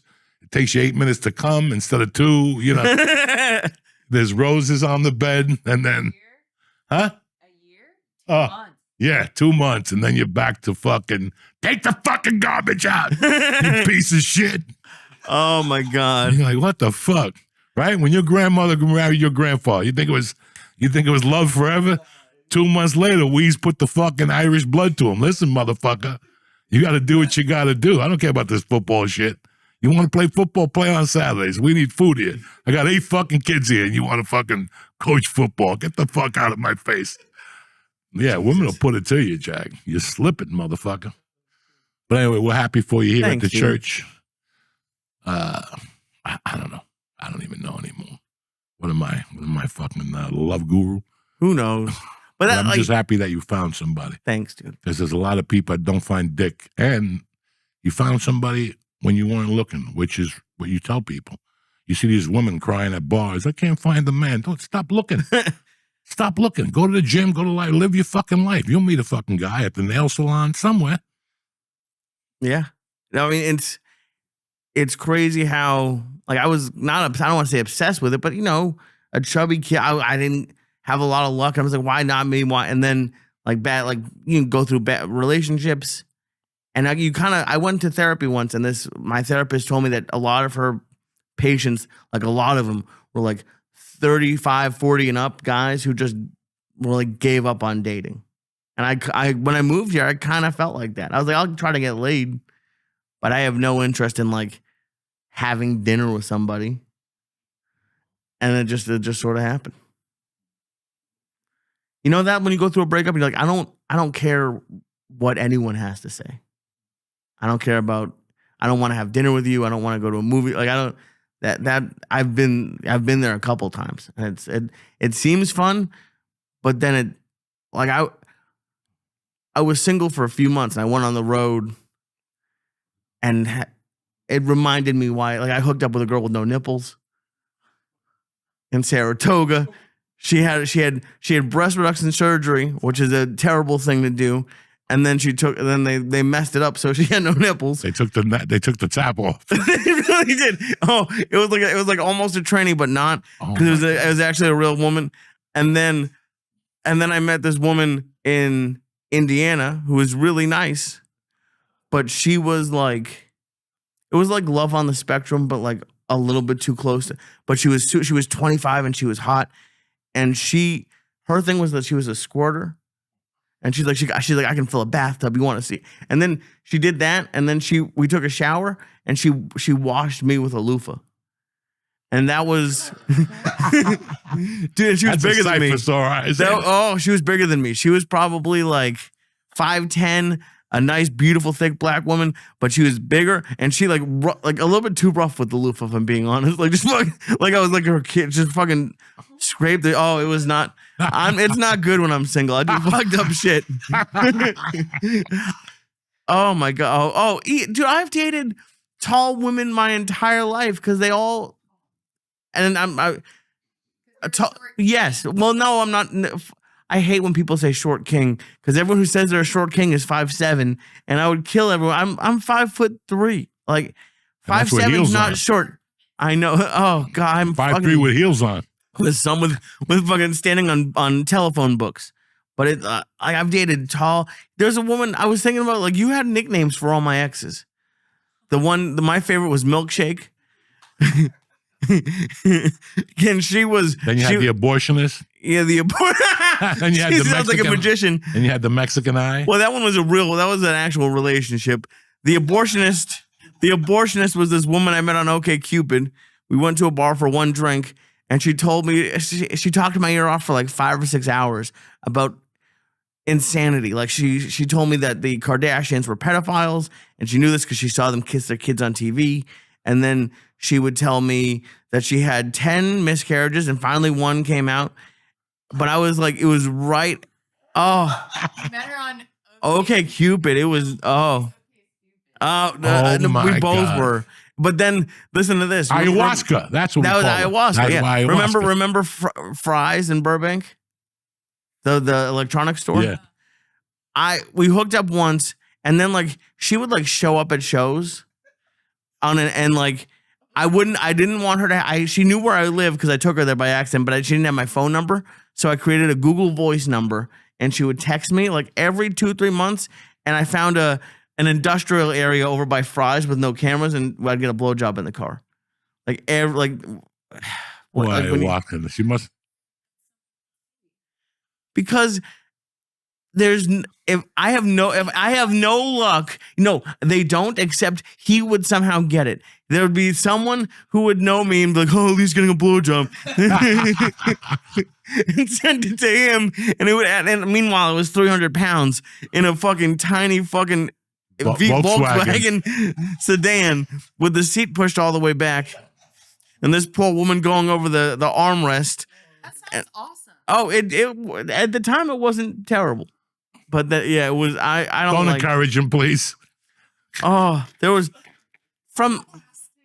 No, now I have a good person, and I don't ever have to date. Now your blowjob's happening inside. Thank Yeah, God. you're an inside savage now. Someone I love. I don't read the comments all the time, but someone wrote a comment on the proposal thing and said, "Get ready for the sheet with the hole in it." And then, if you don't know, that's how Orthodox guys and women fuck, which is hysterical. And that I would actually kind of want to try that. The hole in the sheet. You're out of your fucking mind. You don't want to try a hole in I'll the tell sheet? you what was hysterical though on the way up here, and then we got to move racial in. Okay. It's the evening before Rosh Hashanah. It's Rosh Hashanah today. Happy Rosh Hashanah to all the Jews in the struggle. But I saw 2 Jews broken down, Hasidic Jews, in like Voyagers, like the Chryslers, because they're cheap. They don't want to fucking get a Mitsubishi or nothing. So they still hang on to those Chryslers. Right. They were broken. The car blew up on the turnpike on the way here. And they were on the side. I'm like, happy Rosh Hashanah. What a fucking nightmare. They're pissed that they have to fix it. Yeah, they got to spend $3 and they probably have a, Their new year. yeah, they got a recyclable fucking fan belt. Knowing them. I will be right back after this ad. We'll be back with my girl Rachel in the motherfucking house. Wilson. What's happening, beautiful people? Uncle Joey here. Listen, the weather's cooling down and you want to stay indoors, right? Get yourself a nicotine routine that you could do anywhere with Lucy. Lucy Breakers have a flavor capsule inside each pouch. You crack it open and a wave of hydration with flavors like apple cider, mint mango, and blue citrus come out. Blue citrus is my favorite one, all right? So you choose your flavor, you choose your nicotine level, and make the season the best one yet. Let's level up your nicotine routine with Lucy. Go to lucy.co/church, CHURCH, and press in promo code CHURCH, CHURCH, to get 20% off your first order. That's right, 20% off your first order. Where are you going to get that at? Nowhere. Lucy even has a 30-day refund policy. If you change your mind, that's okay. Again, that's lucy.co/church. And use code CHURCH to get 20% off. And here comes the fine print. Lucy products are only for adults of legal age, and every order is age verified. Now, the product contains nicotine, and nicotine is an addictive chemical. I hope you know that, okay? So Uncle Joey here, lucy.co/church. What's happening, beautiful people? Our guest this week is the beautiful and talented my little niece, Miss Rachel Wolfson. What's happening? Hello. Thank you, guys. Thank you. Good to see you. This is my second time. Yeah. Well, the first time was back when it was the church. Yeah. Yeah. It's been years. What year was that? That was right before the pandemic, 2019. Wow. That was a long time ago. Mhm. Must have been right after the movie. No. It was before. It was before the movie? Before. Wow. Yeah, Because the movie happened when Joe moved to Austin, because I remember going on JRE and going, Yeah. you Gave me motherfuckers my better pay first shout attention. out. better pay attention. Our girl got the fucking jackass. I'm like, Yeah. ooh. And I'm like, Rachel. Thank you, Uncle Joey. Yeah, so it was once they got down there. So we were talking about earlier. I know you, Kim, Sarah, Kyra Sultanovich. Like, I remember Oh, wow. Kyra Sultanovich was there in 97, and I remember her being like the assistant to Adam Barnhart. Oh, okay. And Who's that? Should I Adam know who that is? Barnhart was a crazy gay guy who Oh. had a comedy show upstairs on Sunday nights, Okay. an open mic. He was very good, an excellent guy. And he was like a comics guy. He was just helping out people up there. But I remember all you girls, the first time I saw you doing comedy, I'm like, man, look at these girls. They're young, and look at you now. Yeah. Now you're Doing young comedy. women, beautiful, all grown up and doing the town. You know what I'm saying? Yeah. Having How's fun. Austin treating you? It's so fun.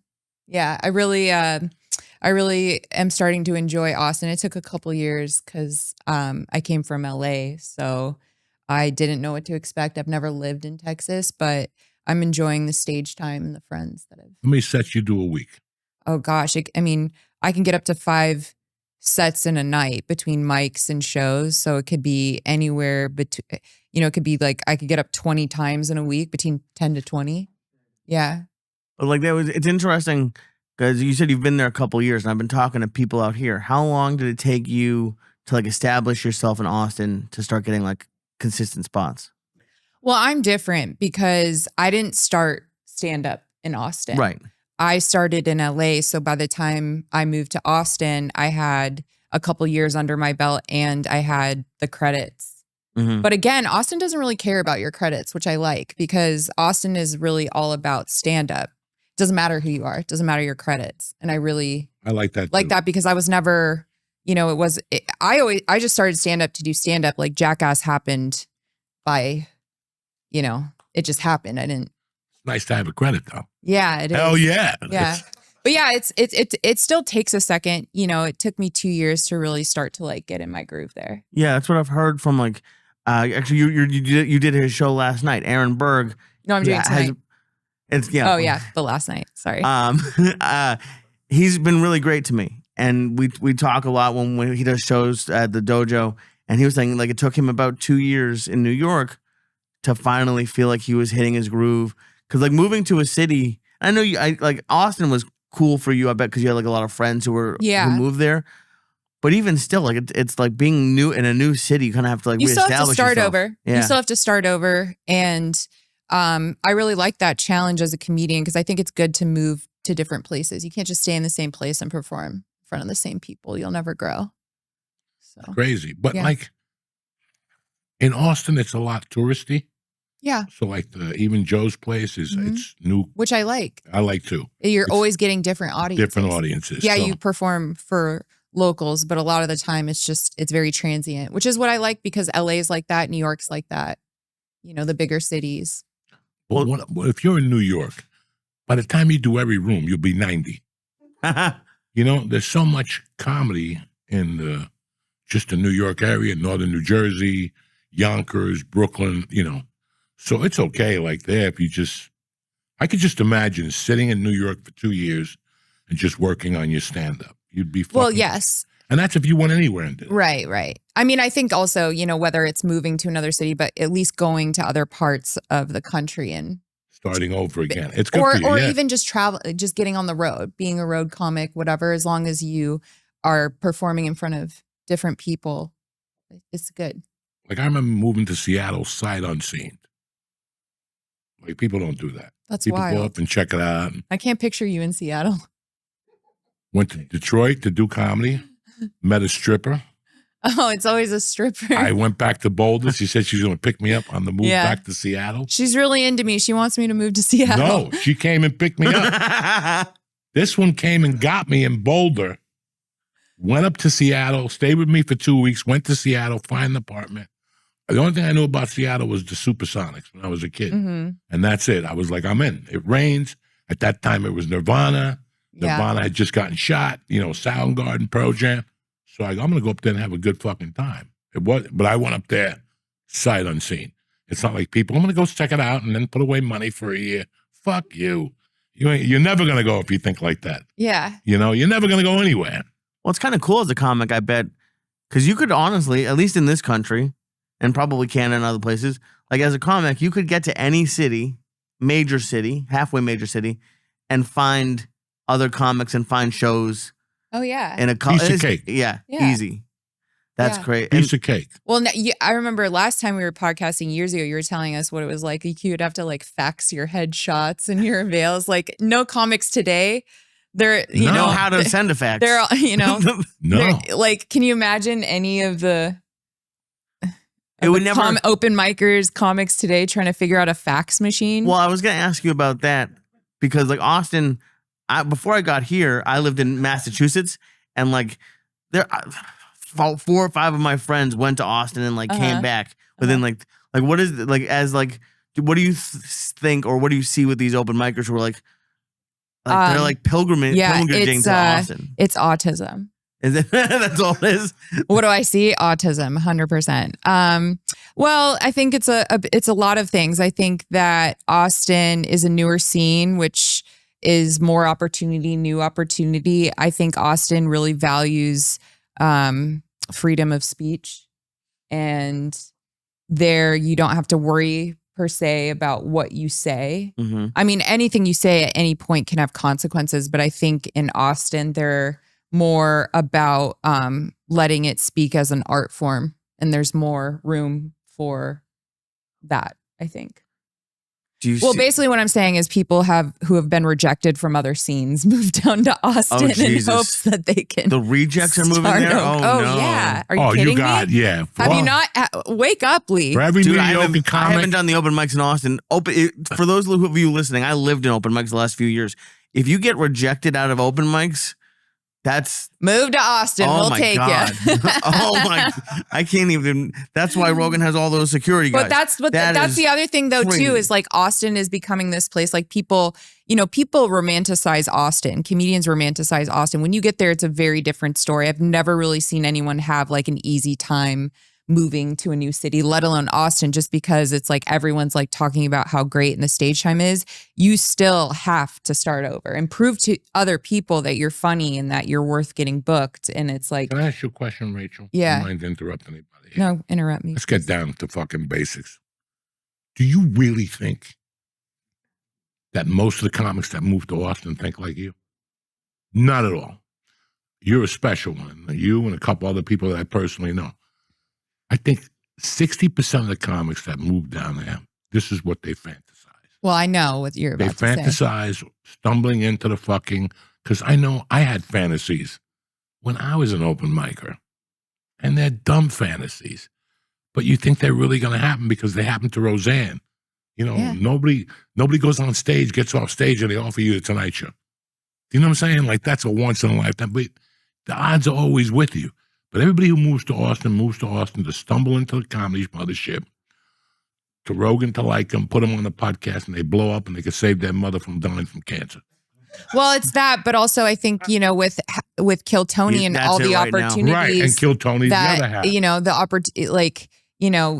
The Tonight Show, and now we have Kill Tony, whether Tony. people like it or Right, not. yeah. It's getting more views than all the late night shows, everything. So it's like, I get that. But that's not why I moved there. No, but you Right. understand. You what I'm know? saying. There's people who look at there's people like us, they go, I'm going to go down there and learn the craft and get on stage every night. And I'm okay if I'm a feature act for now. Right. Well, that's what I wanted. I was like, I'm not getting enough stage time in LA.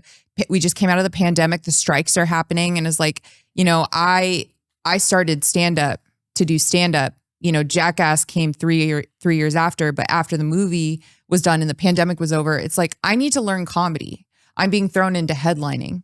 I need to, get good at this and put the time in and just, and also like my path isn't similar to other people. Like I knew it was going to be rough. I was thrown to the wolves and had to figure out how to headline, so. It's really rough that I know for a fact that because we all have weird fantasies. And guess what? They come true. They come true when you put the work in, but not the way you think they're going to come. Right. Like not the way you think they're going to come through. You think you're going to get a major motion picture and star with Brad Pitt, but you'll probably just get accepted at the Laugh Factory. Just for Jamie to see you when you move to LA. Yeah. And that's the same thing. Oh my That's God, a that'd be miracle. great. That's Yeah. a fucking miracle. How many people move to LA and showcase at the Laugh Factory and try to get in there? So you have to look at your miracles by that. Like for Even me, just it was getting a Mitzi showcase. Shore. For me, it was Mitzi Shore. Yeah. A month after I moved to LA, I'm a regular. Yeah. That was my Tonight Show. hmm Now I had to do something with it. And Yeah. that's what I don't think a lot of comics today are seeing that. In fact, a lot of people in regular lives don't see that. People don't want to put the work in anymore. And everybody, 60% of the audience now wants to be a celebrity. Every time you go to a restaurant, there's a wall with all the sponsors. You could take pictures there. And people look at that shit. Yeah. They barely made the $50 tab, but they're going to go over there and take a picture like this and flex their little skinny gold chain or whatever. And that's the other half. I think you could tell there's a lot of people who just want to be stars. Yeah. They don't even know what it takes. They don't know the path. I just want to be, what do they call those? Influencers. Yeah. I want to make $1 million a month. Yeah. I want to go to Burning Man. But like the crazy thing with Kill Tony, and it's probably one of the top 2 or 3 biggest podcasts in the world right now. Yeah. Is like Rogan to me is the Tonight Number Show one. because you still have to get booked on it. Like it's a little because I'm with all these level of comedians. They look at Rogan like it's like one day it'd be great. Kill Tony is you can wait in line. I mean it's a luck, but it's just to get on. But you can get on. You could move to Austin, go to and sign up every Monday, and eventually, in theory, you'll get on. Yeah, And- but that's if that's what you want, but you better be prepared because that might be your one and only opportunity. Dude, I had, you know what I mean? and I don't remember his name, and it doesn't matter. But when I was living in LA, this open micer got on, but way before Kill Tony. It was big, but it was episode 500. He bombed so hard that like they started to boo him, and like even Rogan was like, "Oh God, they hate you." And this is how crazy he was. He put that clip up on his website. As if it's like a credit. Like he Yeah. did. So he bombed. So he knocked the table over and like refused to pay for their drinks. Like they Legend. were booing him before he said one word. And it was like, I love that shit. I love the confidence of, I want an ounce of that, confidence oh, where my shit don't stink no matter how much I. open I mic. bombed. I'll never forget this comic got banned from the open mic at Flappers because at Flappers they had a Flappers. ticket. You had to buy like, when you go to the fair and you buy a ticket and you would write your name down on it. He just went to Costco and bought a thing of the tickets. Legend. And put his name down like 50 times. Yeah. And then they figured, they're like, well, hold on. We don't remember selling you these many fucking tickets. So yeah, it's fucking, I can't imagine what Austin open mics are like. Dude, they're fun. I actually run an open mic there. I run an open mic once a week called Off the Cuff. It's at Creek, Wednesdays at 6 p.m. And, one thing that I've noticed with a lot of new comics and comics who are just beginning is, they're wondering how they can get booked more. And so I asked like, well, what are you doing to give back to comedy? Because we all take so much. And so for me, it's not even about running a show. I was like, I want to start a mic. I want something for like new comics to come and have a place to start because it's a riff mic. You pull topics from the bucket and you riff. It's like the poor man's bottom of the barrel. It's the bottom of the barrel, but it's We that do it great. in Jersey too. Yeah, no, I love it. And I've seen, people who've never done stand up. They come to my mic and they pull a topic and it's all about, what are your thoughts on this topic? The funny will come, hopefully. It's a great way to start like your first mic ever, for sure. Yeah, because it's intimidating to go up there and you don't know what to talk about. Mhm. So why not, Good idea. learn the practice of riffing. And so, yeah, that's, I remember when I first wanted to actually, like we all have a fantasy and then you have a dream. And you have to separate those motherfuckers. But I think it took me 3 years to go, okay, I'm going to work on this. yeah. There's something here. I could build on this, And I took it for what it was. I hid for years. You hide because you don't want to move up. You're enjoying yourself doing this shit, going to bars. I didn't want that pressure. I couldn't handle it. I couldn't handle comedy clubs. I would do guest sets at comedy clubs in Denver, but I wouldn't ask to get booked. They would ask me, and I go, nah. And I liked what I did until I felt comfortable. And I went to Seattle, and that's where I took my first feature spot at the Comedy Underground, which is, who I featured for? Who? Laurie Kilmartin. Oh, wow. Oh. Wow, you 1990, featured for her? 1995 at the Seattle Comedy Underground.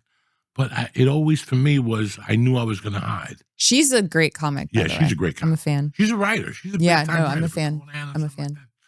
But it's just weird that I could tell like in LA, I bumped into 20 guys. I bumped into one guy, Rachel, I want to beat the fuck out of. Name names. No. Met him in an acting class.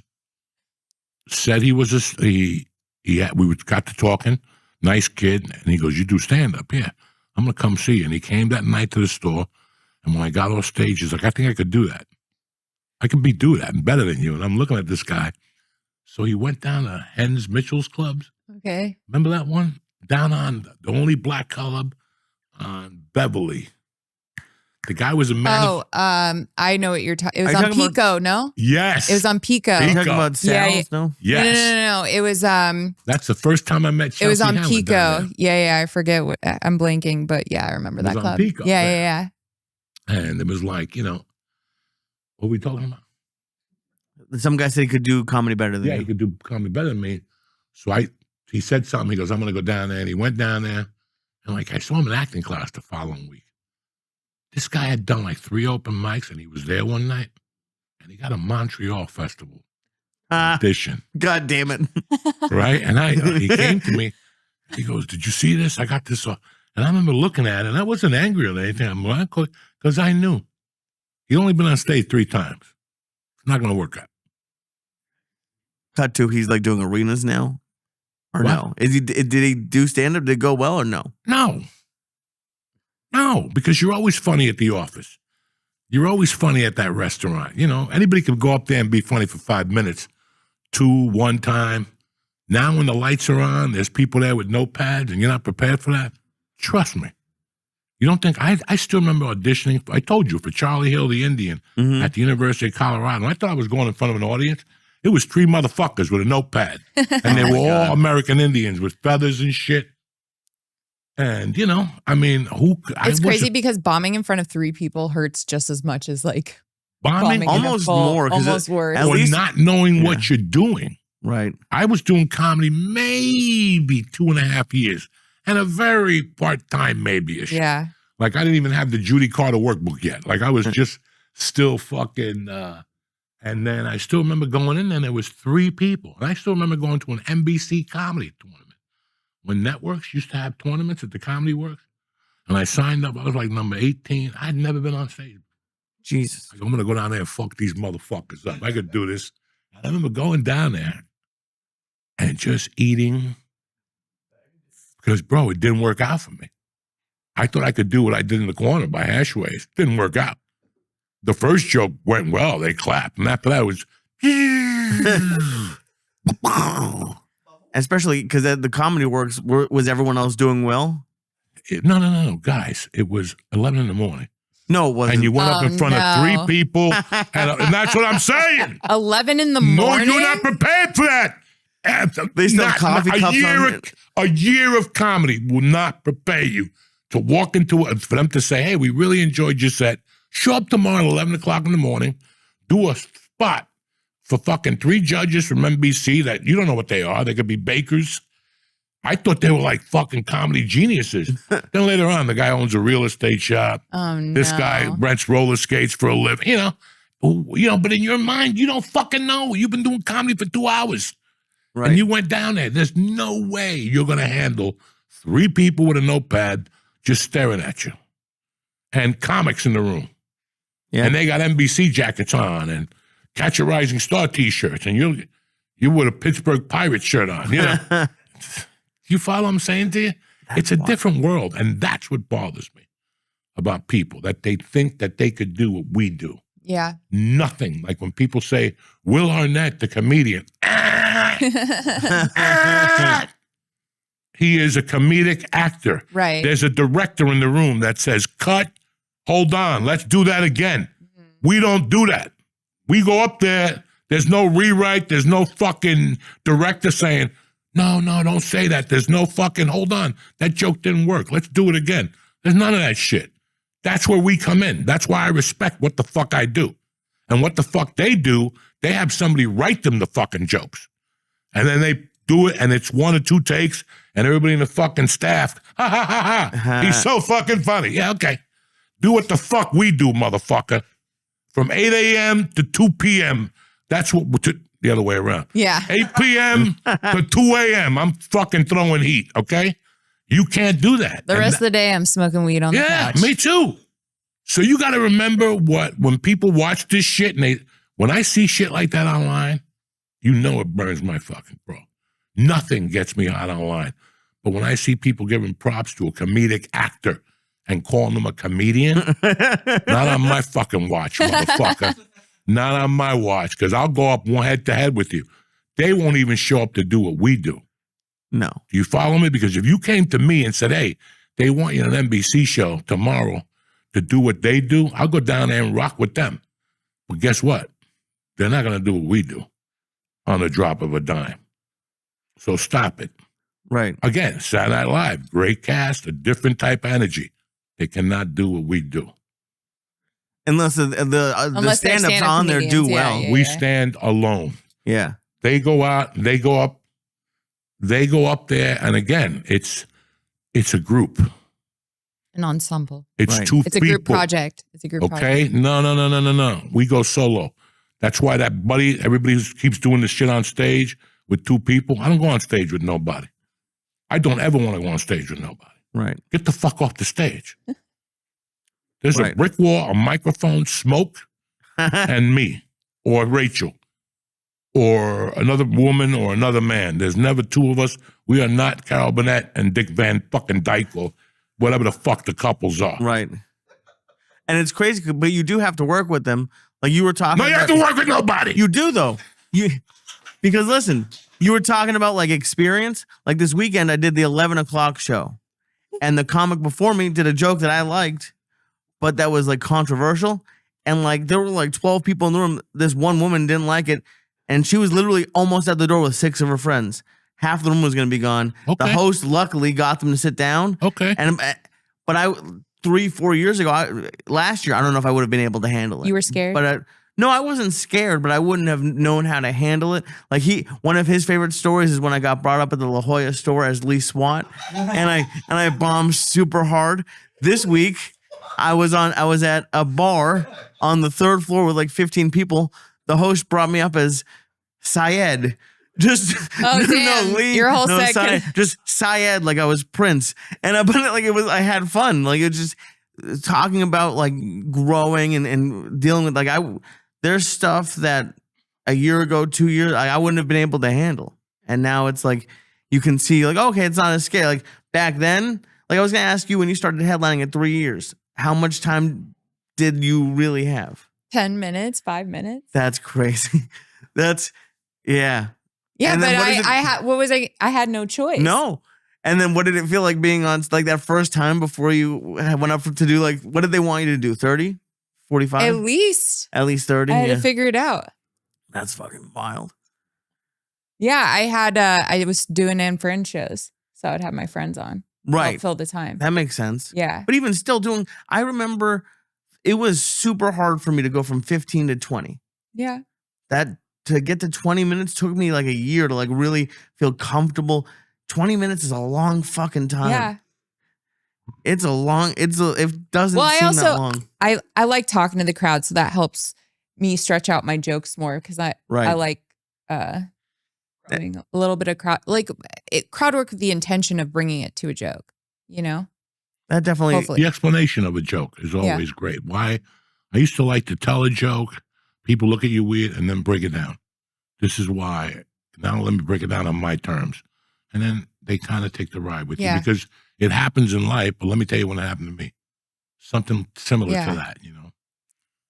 But stand-up is listen, here's a beautiful thing about stand-up. I've been doing it for 34 years, and every once in a while, I go, God damn, I never knew that before. You know? It's a continuing journey. When you go to plumbing school, when you become a plumber, it's 4 years to become a journeyman. 2 years, you're an apprentice. 4 years, journeyman. After 6 years, you're like a master plumber, a master electrician. I don't know what it is, maybe 6 or 7 years. And that's it. with an art, which this is an art, whatever you might think.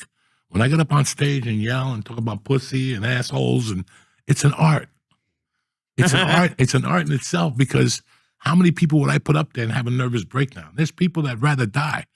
Like, there's people that if you take them and go, I'm going to put you on stage and give you $500,000, they'll go, I'd rather get shot in the fucking head. That's why there's Toastmasters, all those clubs, so people could practice public speaking.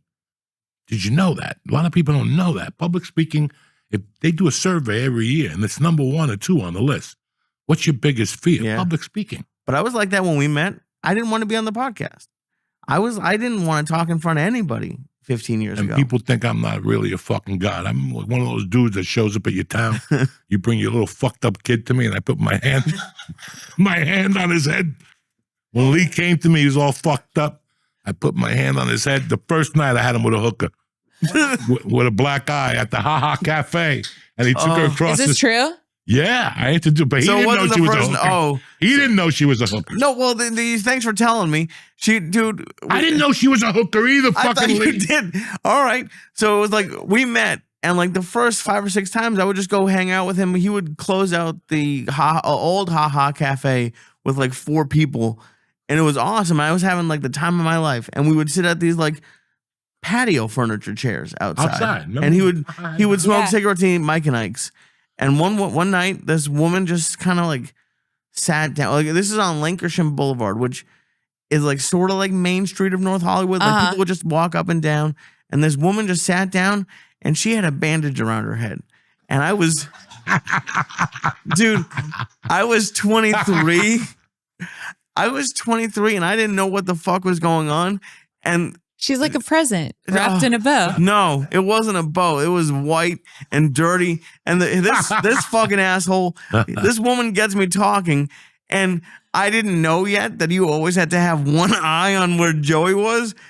She's talking to me, but I don't remember what. And I look back, Joey gone. He just gone. I don't get between love. Yeah. You know what I'm You're saying? welcome, Lee. I Meanwhile, don't this get in the middle of love. Here. oh, welcome. meanwhile, this crazy lady, she was telling me, You're looking for a girl with a good head on her shoulders. it was barely on there. She's got a head. Oh my on her God. shoulder. But how I really lured him in, I didn't lure him with the chick, because at the Ha-Ha, a lot of people don't know this, but let's tell the truth, Lee, on Friday and Saturday night, the hot dog man at the corner, that motherfucker made you your favorite hot dogs That with wasn't that pineapple early on. on, but that hot dog. Nah, was don't be lying. You all my right, buddy. maybe a couple hot dogs. But yes, They used to have pineapple until it gave on you your food hot poisoning. dog. What else? Yeah, I got food poisoning. No, that was, I did that one was, day. Yeah, that but was it's so that- good. That was a sad day when I called him, because everyone. So we're going between story, but this dude had a cart, a van, and these bacon wrapped hot dogs. Which, if you haven't had a Mexican bacon wrapped hot dog, you really need to get one. They put mayo, which doesn't sound right, but they put onions and peppers. And he would call me and just pick me up, and we'd go to this dude, and he probably was by the Ha-Ha. Yeah, he was But- across the street against the fence. And they had like a happy That's where all hour the best sign. restaurants And he are. would put a table out with all the fucking salsas and the cheese. And that's how you knew you were going to get something, because people just putting their hands on there Oh, yeah. on the way out of a bar. He got there at 12. And then one night I was like, dude, let's go get hot dogs. He's like, no, bro, we can't go there anymore. I went last week and I fucking puked my brains out. No, that was not. I remember I did that show at the Improv, and then we all went there to celebrate. And the next day I was puking blood and shitting animals out of my ass. And fucking Mexican bacon with cartel shit on it. Dude, that happened a few times. Rachel, do you know the thing with Joey is that they like don't text him? Have you What do heard you that mean? rule about him? No? Okay, that used to be a rule. And unless the only What would text, happen when you texted him? he would get real upset. You get real angry. We don't text. We're from New Jersey, and I'm not from. But Texting's fucking gay, bro. yeah, it was, except during this time, the only text I would ever get from him were just 6 a.m, pictures of the most horrific shits. You'd get those too, George? And then you just call me up and like, what do you think of that? Meanwhile, my Paul is sleeping in bed next to me at 6. I'm fucking still high from the podcast last night. Oh my God. It For was me like, to send you a picture of a shit, it's got to be a real shit, okay? It's not going to be like today, a little carrot came out of my ass. I ain't sending you that picture. I'll send you like a fucking Chinese toothpick One of those big motherfuckers that are skinny. Yeah, but why did I feel like I was the only one getting those text messages? No, Now I at sent them least to- George got I them. s- Thank God. I send them to people who I love. No more. I stop because God's a motherfucker. When somebody police sends you came one to of your those door? pictures, I got one back from somebody. And I was eating like a taco. I had to throw the taco away and puke it up and shit. So I'm like, I'm not doing that anymore. I sent them to Tom Segura and Bert. Those guys always deserve it. Duncan. I bet Tom likes. Doesn't Tom like though? Like, Yeah, Tom likes those things. Disgusting. oh my God. They'll call the doctor on you. I did that to Rogan once. I took a poop in the bathroom in Irvine and I put a bunch of ketchup on it. And I walked out and I waited for him to go in. He's like, Jesus Christ, who needs to go to the doctor? We were tortured. We took the ketchup and put on the toilet paper and everything. But hold on. Oh.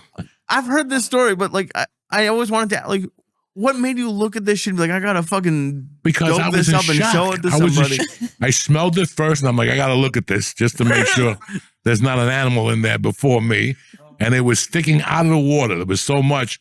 That's why I put the ketchup like an island. It was like, so I put the ketchup on island. and I put the ketchup on the toilet paper and put it around it.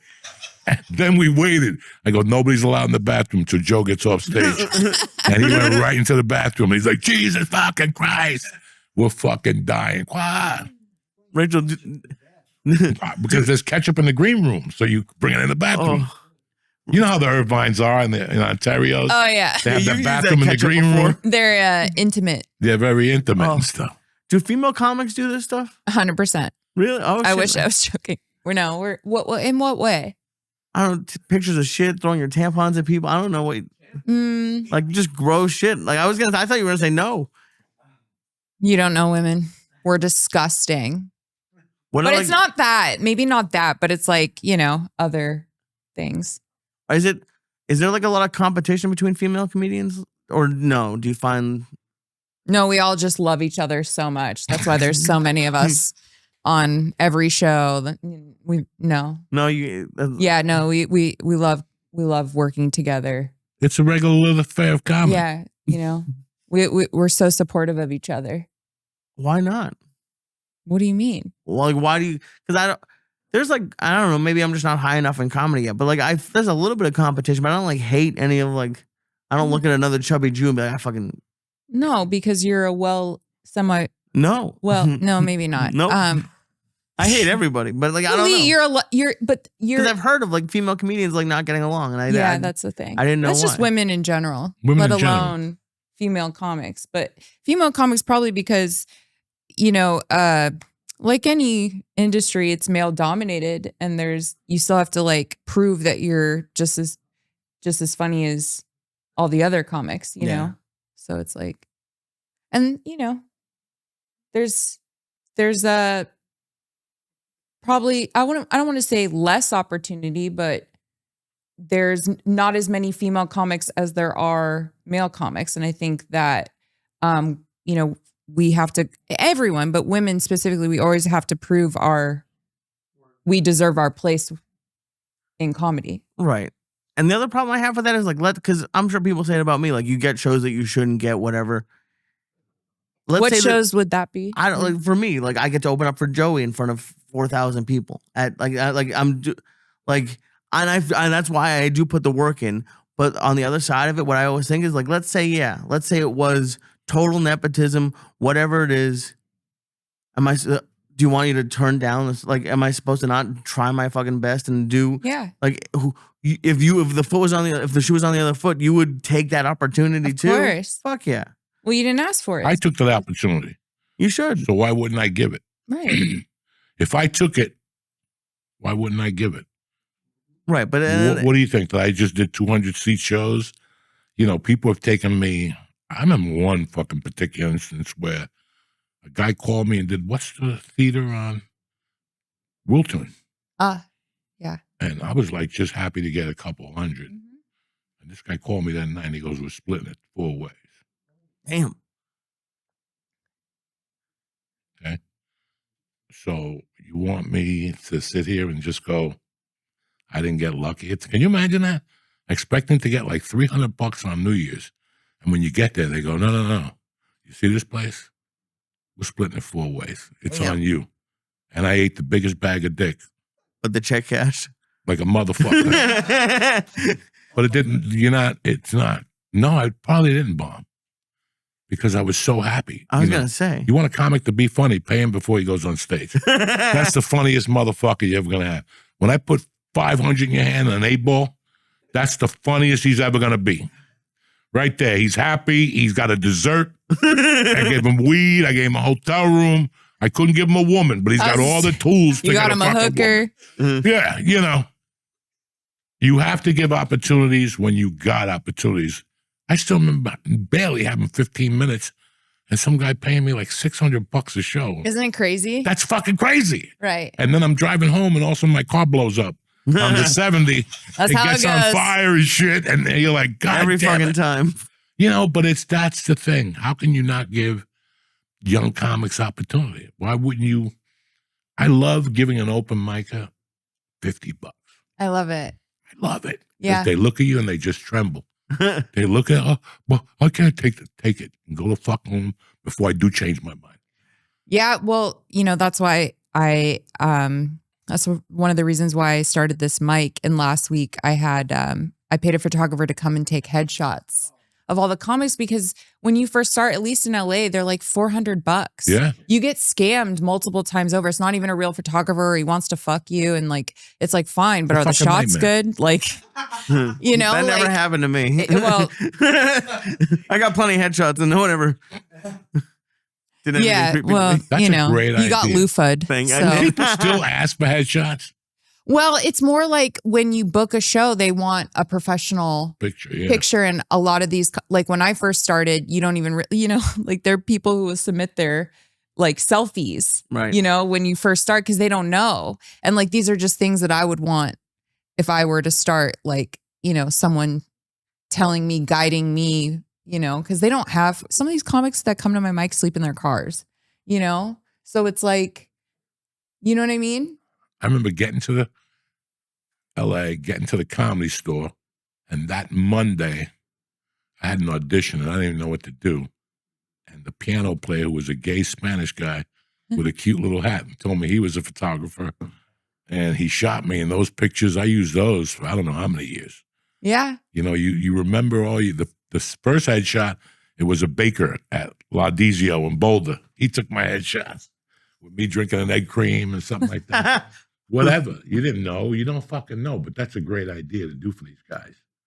Like get headshots. Yeah. Even action shots. Because I don't even know who needs a headshot anymore. Well, no, just like, a professional photo. Oh, do they ask for it? Know what I They mean? ask for a headshot and bio all the time. All the All the time. clubs and everything? All the Mhm. clubs, all the booker, even like for like bar shows, they want a headshot of And you. the problem is you want to have a headshot because I can't tell you whenever I have this one like really fat picture of me, and whenever people don't ask for a headshot, that's the picture That's they the take. picture they'll take. So I'm like, no, God damn it, like, yeah. you gotta have it. Yeah. So it's like, these are just things like whenever, now that, I'm a little bit further along in comedy, people starting now, they're just so lost. And it's like when you start comedy, it's scary. It's intimidating. And you don't have, a lot of, like, I didn't have a big sis. I did have male mentors. I never had a Right, you always female gotta- comic want to mentor me. But that's what I wish I had, was something like that. Woman, yeah. Or just like a comic, like willing to kind of show me the ropes. Like, here's the direction, because a lot of time you don't start comedy with direction. You don't It's a know lot of dick. going in the wrong direction before you figure out. For 2 years, I didn't know dick. Yeah. And I came here for 9 months. And that opened up the Mhm. view. I'm like, oh, this is what it is.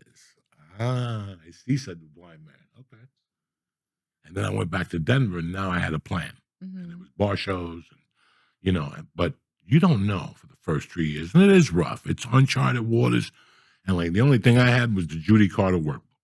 And there's bad people out there too who prey on, vulnerable artists and new artists, especially when you start stand up. A lot of times you're just like not in a good place, or you're not coming from a good place, There's a page on Facebook, like New Jersey open mics. There's like 8 of them. Yeah. And I just want to see where the open mics are. So I joined all of them, And once a week, I don't even know how they don't, because I just go on there to see where the open mics are, if they're changing, maybe something close to my house.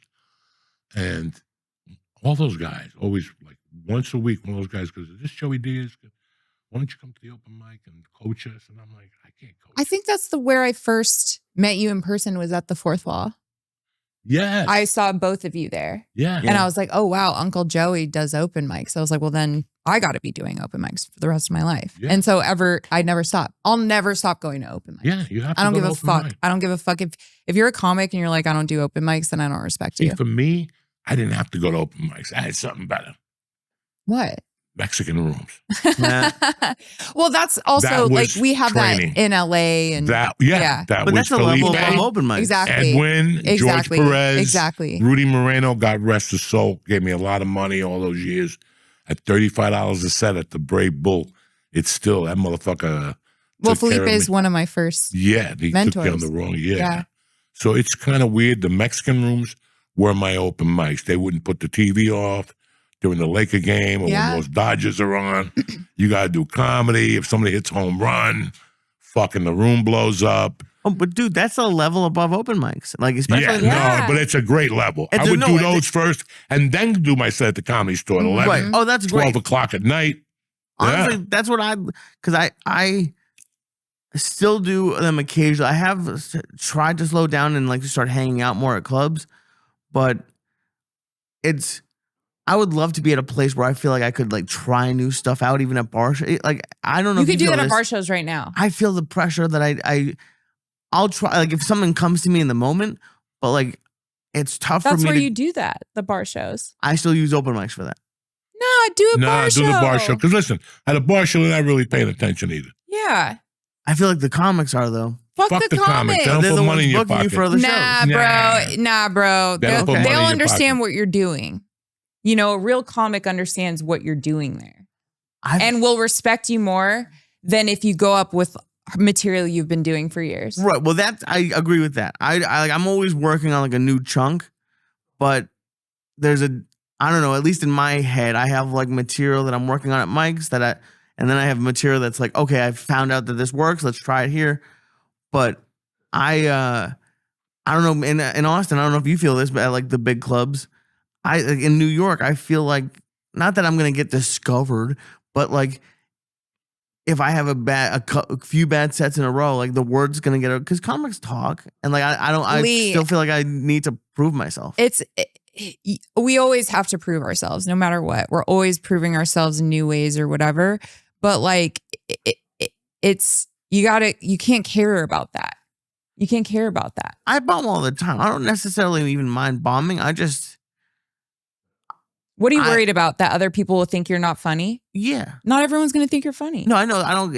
But I want them not even funny. I want them to like respect Of course. and like get booked, and like that's what like, the stuff is slowly starting to get a little bit busier. I'm like, okay, and I don't know. That's when you're talking about open mics. That's what I view open mics for. Is like that's where I don't mind going up and just throwing stuff out there. Well, there's also something really badass about taking risks in person, and like there's a way to do it. You know, you can take those risks in the middle of your set. You can hide them. Yeah. I tell them all the time. You And I hide them do. in the middle. Yeah. Once you got them and they're laughing, it's a rotation, okay? It's a rotation. Right. So boom, boom, it's a beat. And now you're like, fuck it. I got 4 beats already. Let me try this off-color joke. But you're also going to be prepared. It's like throwing a sidekick at a UFC. That guy could grab your leg and pull it out. So be careful. right. So if you throw that sidekick, you better be careful that you have a fucking punch to go into him, guy. And if I'm being honest, like I do feel more confident, especially the last year. But it's still, I don't know. Like I'm so looking forward. Like in the next couple of years, my goal is to be at the major. I'm not in the Cellar's a different level, but like the major New York comedy clubs. That's my goal over the next couple of years. And that's when, I don't know, in my head, I'm like, that's when I'll be able to go to bar shows, and those are my open mics then. Is when I can say I'm doing 3 at New York and But 2 Lee, at the you're state. already there. I'm not there in the clubs yet. No, you're already at that point in your career where you could be doing that. And the clubs are just around the corner. You Yeah. don't Oh, know. I'm not in a huge rush. They're around the corner, my friend.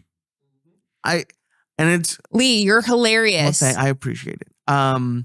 I bombed super hard at St. Mark's. That's the other night. That was okay. fucking Bomb, funny. bomb Oh, as no, much as you I- want. It's a I like- fucking game of percentages I respect anyway. you more for I'm not bombing than Yep. going up with the same material for Oh, yeah. 10 years, I'm not which also complaining. happens. I'm just honestly, it's to the point. This woman told me that she did ketamine with the Kennedys, and then she got up and yelled at me that she could see my stomach from Times Square, and I don't know what I did to her. That's hilarious. I don't know what the fuck I said to her. It was crazy. It was right after the dojo, dude. It's been fun. And That's I fucking like cold blooded. Oh, I know. No, I That's love the that. You gotta baddest write that heckle shit I have down. ever heard.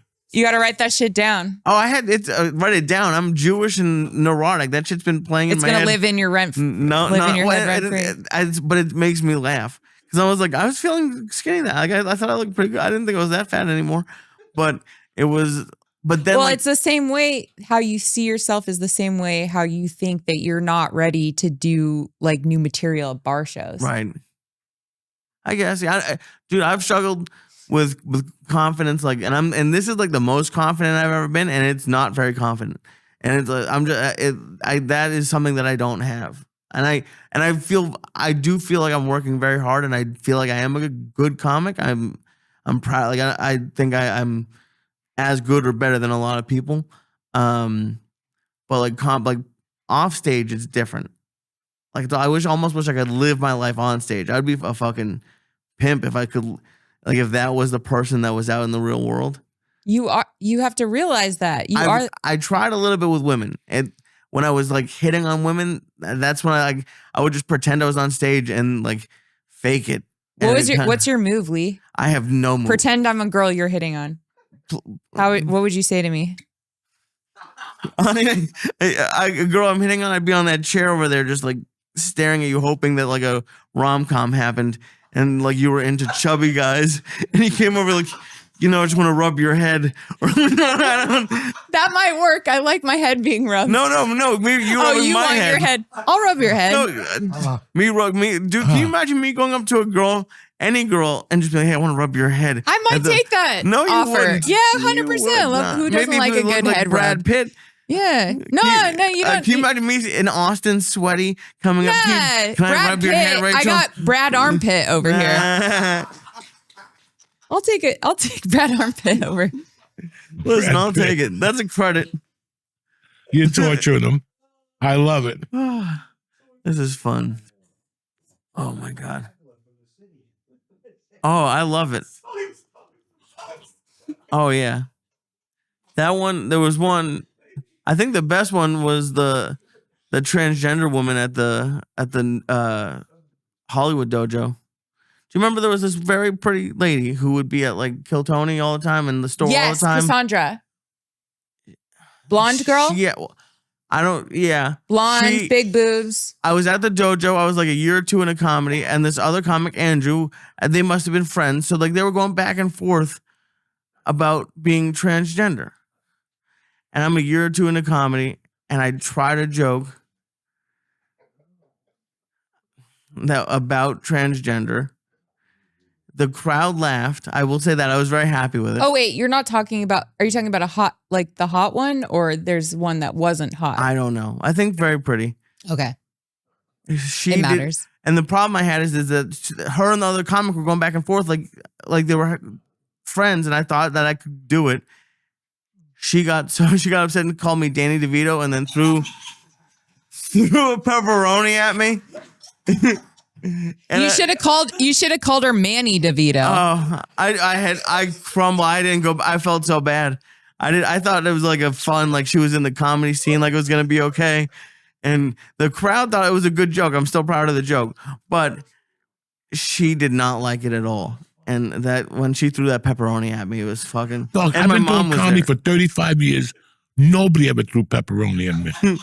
I got a beer bottle, or, shit like I that. don't want that. I'd much rather have pepperoni thrown at me. Oh than yeah, my I feel like you're not complaining about that. I feel like you like meat No, thrown at You know you. what the funny thing Yeah. is? If you would have picked up the pepperoni and ate it, Yeah. Oh, yeah. I that's should've. where you You beat them. You should've. just pick it up Yeah. and go, fuck you, bitch. I was looking for some pepperoni anyway and shit. I'll have to find the recording. I'm gonna find it. Maybe I did. I used to eat off people's plates. Like I'd make a joke. I'm a fat guy making fat jokes, and they would like offer me food on. That would get huge laughs. If like someone offers you a nacho and you take a nacho on stage, that's fucking crazy. I'm less fat. How long are you in town for, Rach? What's going on? Till Wednesday, till tomorrow. And then what?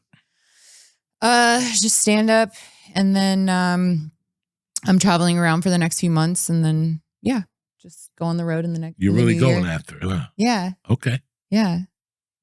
I love stand up. I'll shoot you some dates if you can. I would love that. Yeah. Are you fucking kidding me? Yeah. I would love that. Just let me know if you want to come up. I'm down to clown. Because I got to go to a woman pretty soon. Because I have guys, I got to get a woman up front. Because a lot of women buy tickets for their dates, for men. Yeah. Then they come to the show and they get nothing. Mm-hmm. They get 3 people talking about dick and pussy, and they sit there like fucking orphans. So I always used to have a woman just to give them something. Yeah. They went out for their, if a woman comes to one of my shows, I want to, I'm thinking about buying flowers or something for women, because for them to sit through my bullshit, That's they funny. need something. They need a hug, A support therapist, group. a support group, You could probably partner with a florist in the cities you're going to. What happened? You could probably partner with a florist in the cities you're going to. I'm sorry, Thank you, honey. Lee.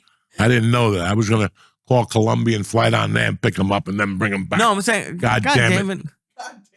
No, I know. You I should know go how to do it. Columbia and pick them up. I'm just saying that's why I always liked That's a nice idea. women in front, because they get something nice for the ladies. It's not 3 fucking guys talking about dick and Also, when your girl's happy, you're happy. Like if you're taking your girl to the show, What girl? if she's your that's audience, it. well, No, I'm married. My wife not doesn't go to your, fucking but like show. you like the guy in the audience. If his girl's happy, he's happy. Yeah. So and you could see it when they walk out. You could see the girls, or at least thank God, whatever. So that's why. So yeah, I'd love to have you. Let's do it. Maybe Mississippi, the casino in Mississippi. Yeah, Mississippi. It is. And, IPPI. Yeah, you're close. You're close to there. Now, have you been going to Houston for comedy? Yeah, Houston, Dallas, Fort Worth. Who books you in Dallas? I do Big Laugh or Hyenas. Hyenas. Yeah. Hyenas still the big club. I up like there. Hyenas. I remember I was at Hyenas once. They had room in Fort Worth. Yeah, And after it was a Sunday night, it was a black show. I love I it. did the weekend, but I stayed Yeah. for the black show. And then I'll never forget this. I went outside and they paid me $50. And I'm like, what am I going to do with $50? And there was a 400-pound black dude with a T-shirt on selling pork chop sandwiches. Okay. He hadn't cleaned the grill in maybe 3 years. He was just scraping it, and he'd throw more pork chops on it, and he'd throw not behold, the shit that Spanish people and salt and pepper, and he would put them on white bread with the bone and everything. You had to eat around the pork chop with the white bread for like $2. I must have ate 15 of them. I'm like, God bless America, Black Lives Matter. You know what I'm saying? Fucking pork chop outside. And I went home going, man, I'm going to be fucking sick on that plane tomorrow. Went home tip-top magoo. The guy used nice pork chops, thin, and he fried them, and he just gave him Count Wonder bread. Didn't go out of his way to get you Italian Mustard, bread. Didn't anything? even matter. Huh? Mustard? Does Anything? it fucking matter? Yes, What do you think it the guy matters. had Grey Poupon? He's black. He's lucky. No, just French is yellow sounds good. No. Are you a sauce queen? I'm a mustard whore. I'll fuck up. The only mustard I'm not really a huge fan of is honey mustard. Everything else I love. Yeah. Next time you get a nice turkey burger, grill it and put a little mustard on it with red onion Love it. and a tomato. I had a I'll do girlfriend that that used 4 to days a make week. that Maybe shit. some jalapenos. I hate fucking turkey burgers, but this chick made a nasty turkey burger Oh, with dude. mustard and a little fucking whatever. dude, I went to a Chinese place that had a Chinese, the mustard you get at Chinese restaurants? Yeah. They made a martini with that flavor. No way. And they gave you the mustard with the wontons to dip in as you were drinking it. That's It was wild. I'm not a drinker. That was the coolest thing I've ever That is fucking cool. had. That is fucking cool. Oh, It was delicious. And it Well, that tasted, wasabi almonds, you ever one of those motherfuckers at those night? are my favorite. Oh, shit. Those motherfuckers wasabi are soy good. almonds. Those green little Oh bags. yeah, those are good. But you can't get the Walmart kind. Those taste like ass. No. I tried to save some money. The and fuck those is taste wrong like with ass. you? No way. The fuck is this what I'm Those talking green about? bags get expensive. That You're trying to Walmart- save $1. No, it's way more than $1. Walmart gives you a bag of 100 million for like $3. No, so And what? you can taste it. I didn't finish it, and you know me. But those, No. The other company is fucking spot on with those. They're Yes, they spot. are. They really like after are. bag, you gotta like fucking drink something and then go back to them. They're fucking heavy duty. yeah, I pretend like they're healthy when I get them on the road. Oh yeah. That's what you do at 2 Yeah, in the those are morning. vegetables. I'm like, I'm like, One I need bag my is protein. healthy. One little bag is healthy. Yeah. 22 of them. You're going into a different fucking league. I get the display. Trust me, I do the same thing. Those are good. Fuck. What's your favorite like road snack? Do you eat like snacks when you're driving through Texas? Or do Oh you, yeah, I love Buc-ee's. Have you been to Buc-ee's? he gets so. Don't get us started. What happened? Listen. I was gonna wear the sweatshirt today, but I didn't want to get yelled at twice. Just because you go to Buc-ee's is good. He's 38 with a What do you fucking mean? Buc-ee's We're the shirt same on. age. Do you have any Buc-ee's You might as well merch? be- Are you kidding? I have boxers. I have like lounge pants. I Buc-ee's is the have best. workout shorts. And I want to. I have 2 pairs of sweatpants. I want to get the slides. Like I love Buc-ee's. I want to get but married in a Buc-ee's wedding dress. Like Do it. I'm not. They have them. They have them for sure. Listen, the food's okay. I have a Buc-ee's thong. I got a Buc-ee's garter she's belt. not I got joking. Buc-ee's tampons. Like I want Buc-ee's everywhere. You got Bucky everything. I want Buc-ee's everywhere. You're all bucked up. Yeah, I'm bucked up. Yeah, You're all bucked up. yeah. Yes. Oh, Yeah. I'm not bad. I'm going to Buggy. He made fun of my sweatshirt. Because you're a grown man. But literally, You got like Captain Dude, I Video can't on tell there or you. something. If you go to I'll be around the country and they'll be like, Buc-ee's. If you wear this in Texas, I'm like fucking whatever it is, Canelo, wherever in Mexico. Like it is, they love Buc-ee's. in Yeah, Texas. dude. You I can't looked fuck with Buc-ee's. when I So let I me buy looked. a Bucky shirt so I'm liked. Yeah, Who gives a a fuck? little bit, Dude, yeah. I At look- least she's got underwear. Nobody knows to know what's under there. You keep telling me I'll wear I'm those gonna on the go outside. places and they're gonna be like, "Can I touch it? I've never met a Jew before. I'm trying to be a friendly Jew in a Bucky sweatshirt." Well, Bucky's ain't gonna make you any. It might as well put put a Bucky shirt. honestly, I looked like the Buc-ee's logo growing up, so I'm very like I feel very attached to that brand. That's a cool. Rachel, you're a cool motherfucker. You really are. I felt great having you today. Thank you When so I saw much. you in town, I'm like, you know what? I'm gonna give her a holler. Just wanted to see you. You know. I love when you call me Uncle Yeah, Joey. I call you and you're like, call He me checks more up often. on me. Yeah. I just call you because you're fucking family. You know what I'm saying? I love it. You're family. I love you, Uncle Joey. I'll never forget one time just Kim Condon moved back to Orlando, right? And I go, Kim, I'm doing a show in Miami. Do you want to open for me? And like 2 hours later, I look on Twitter and it's like, it's always a good day when Uncle Joey calls you for breakfast. And I'm like, these are my girls. Yeah, These we are my- love you. I love those girls. And the crazy Jewish Puerto Rican, Let's fucking go. she's on her own. Sarah, Yes. I love her. Because you have yin and yang there. Yeah, You no. have Kim. They're great. They're great they're great together. together. That's one of my favorite. And I feel like I'm like a combination of both of them. So when you get the 3 of us together, it's like they're it's so good girls, fun. man. It's good to see that you guys are still. See how many fucking girls went through the store No, I'm telling you. with the bull. That's why I'm saying to you, every month a hot girl came. Do you remember Barbie Orr? No, I That didn't. was That way was before my your time. time. She'd come Yeah. on Sundays in a Porsche, and she had fake tits, but the vein went through the tit like a bodybuilder.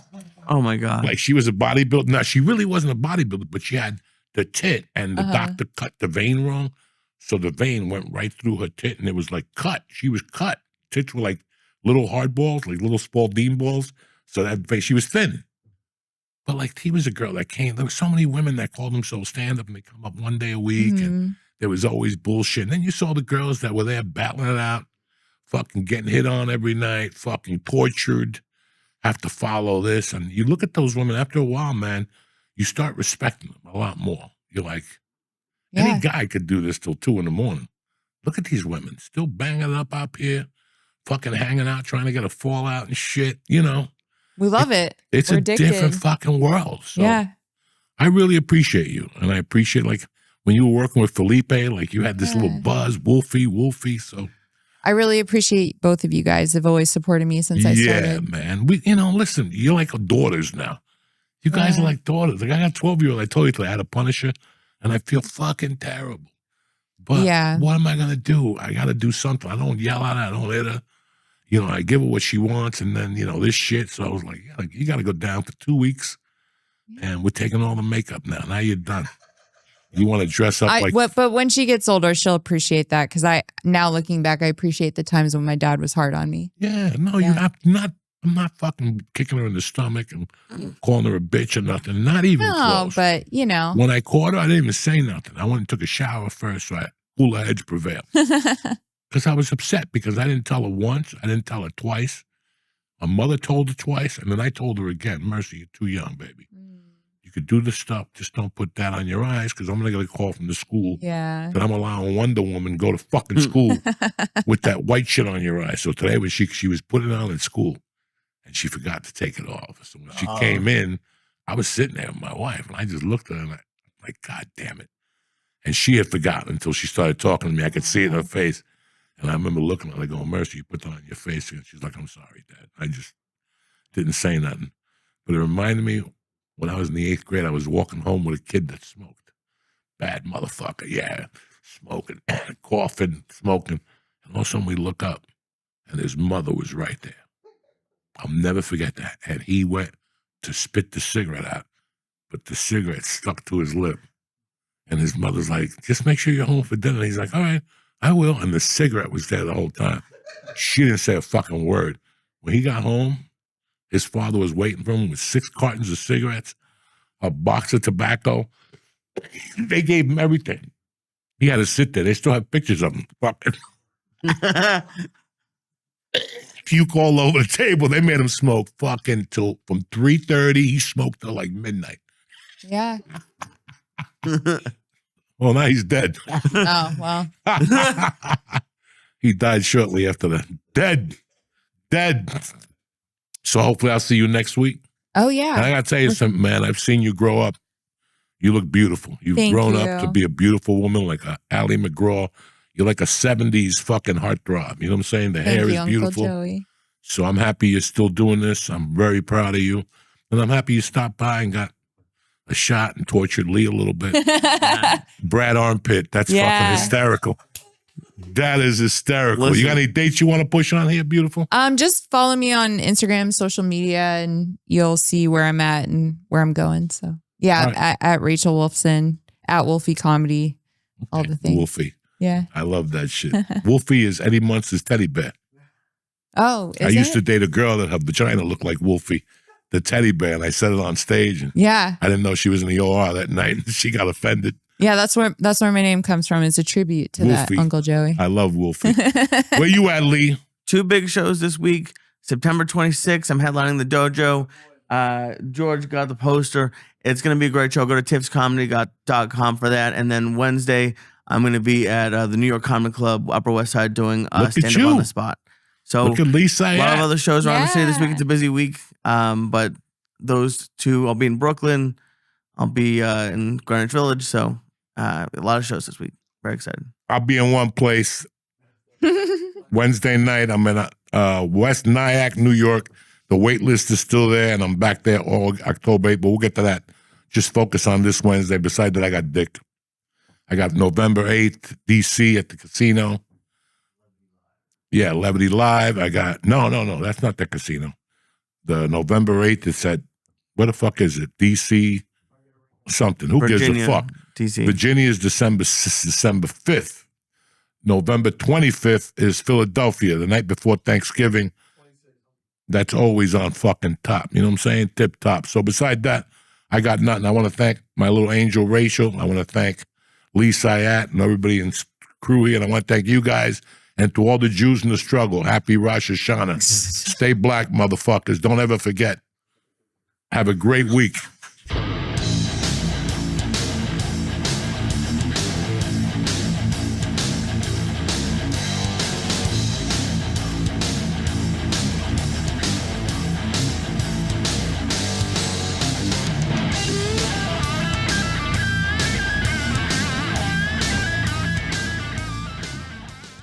What's up, beautiful people? Uncle Joey here. Let me ask you a question. You know, we do certain things. We get hungry, we want a little bit of sugar.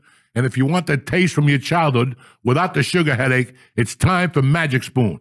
Ooh, Magic Spoon is the cereal you used to eat on Saturday mornings, but built it for your old person metabolism. Magic Spoon's got 13 grams of protein. That's right, 13 grams of protein, 0 grams of sugar, and 4 grams of net carbs. Are you kidding me or what? Wait till you taste it. You think you're a little kid and your grandmother's going to come up and give you $1 out of her stinky bra? You ever have those situations? Now, if you're running out the door and you skip the milk, grab their treat cereal bars that you can take on the go, Jack. Each bar has 12 grams of protein, so you'll stay full until lunch break. Who's better than you? Nobody. What we're going to do here is get you $5 off your next order at magicspoon.com/church, CHURCH, or look for Magic Spoon on Amazon or in your nearest grocery store. That's magicspoon.com/church for $5 off, all right? Thank you for eating Magic Spoon.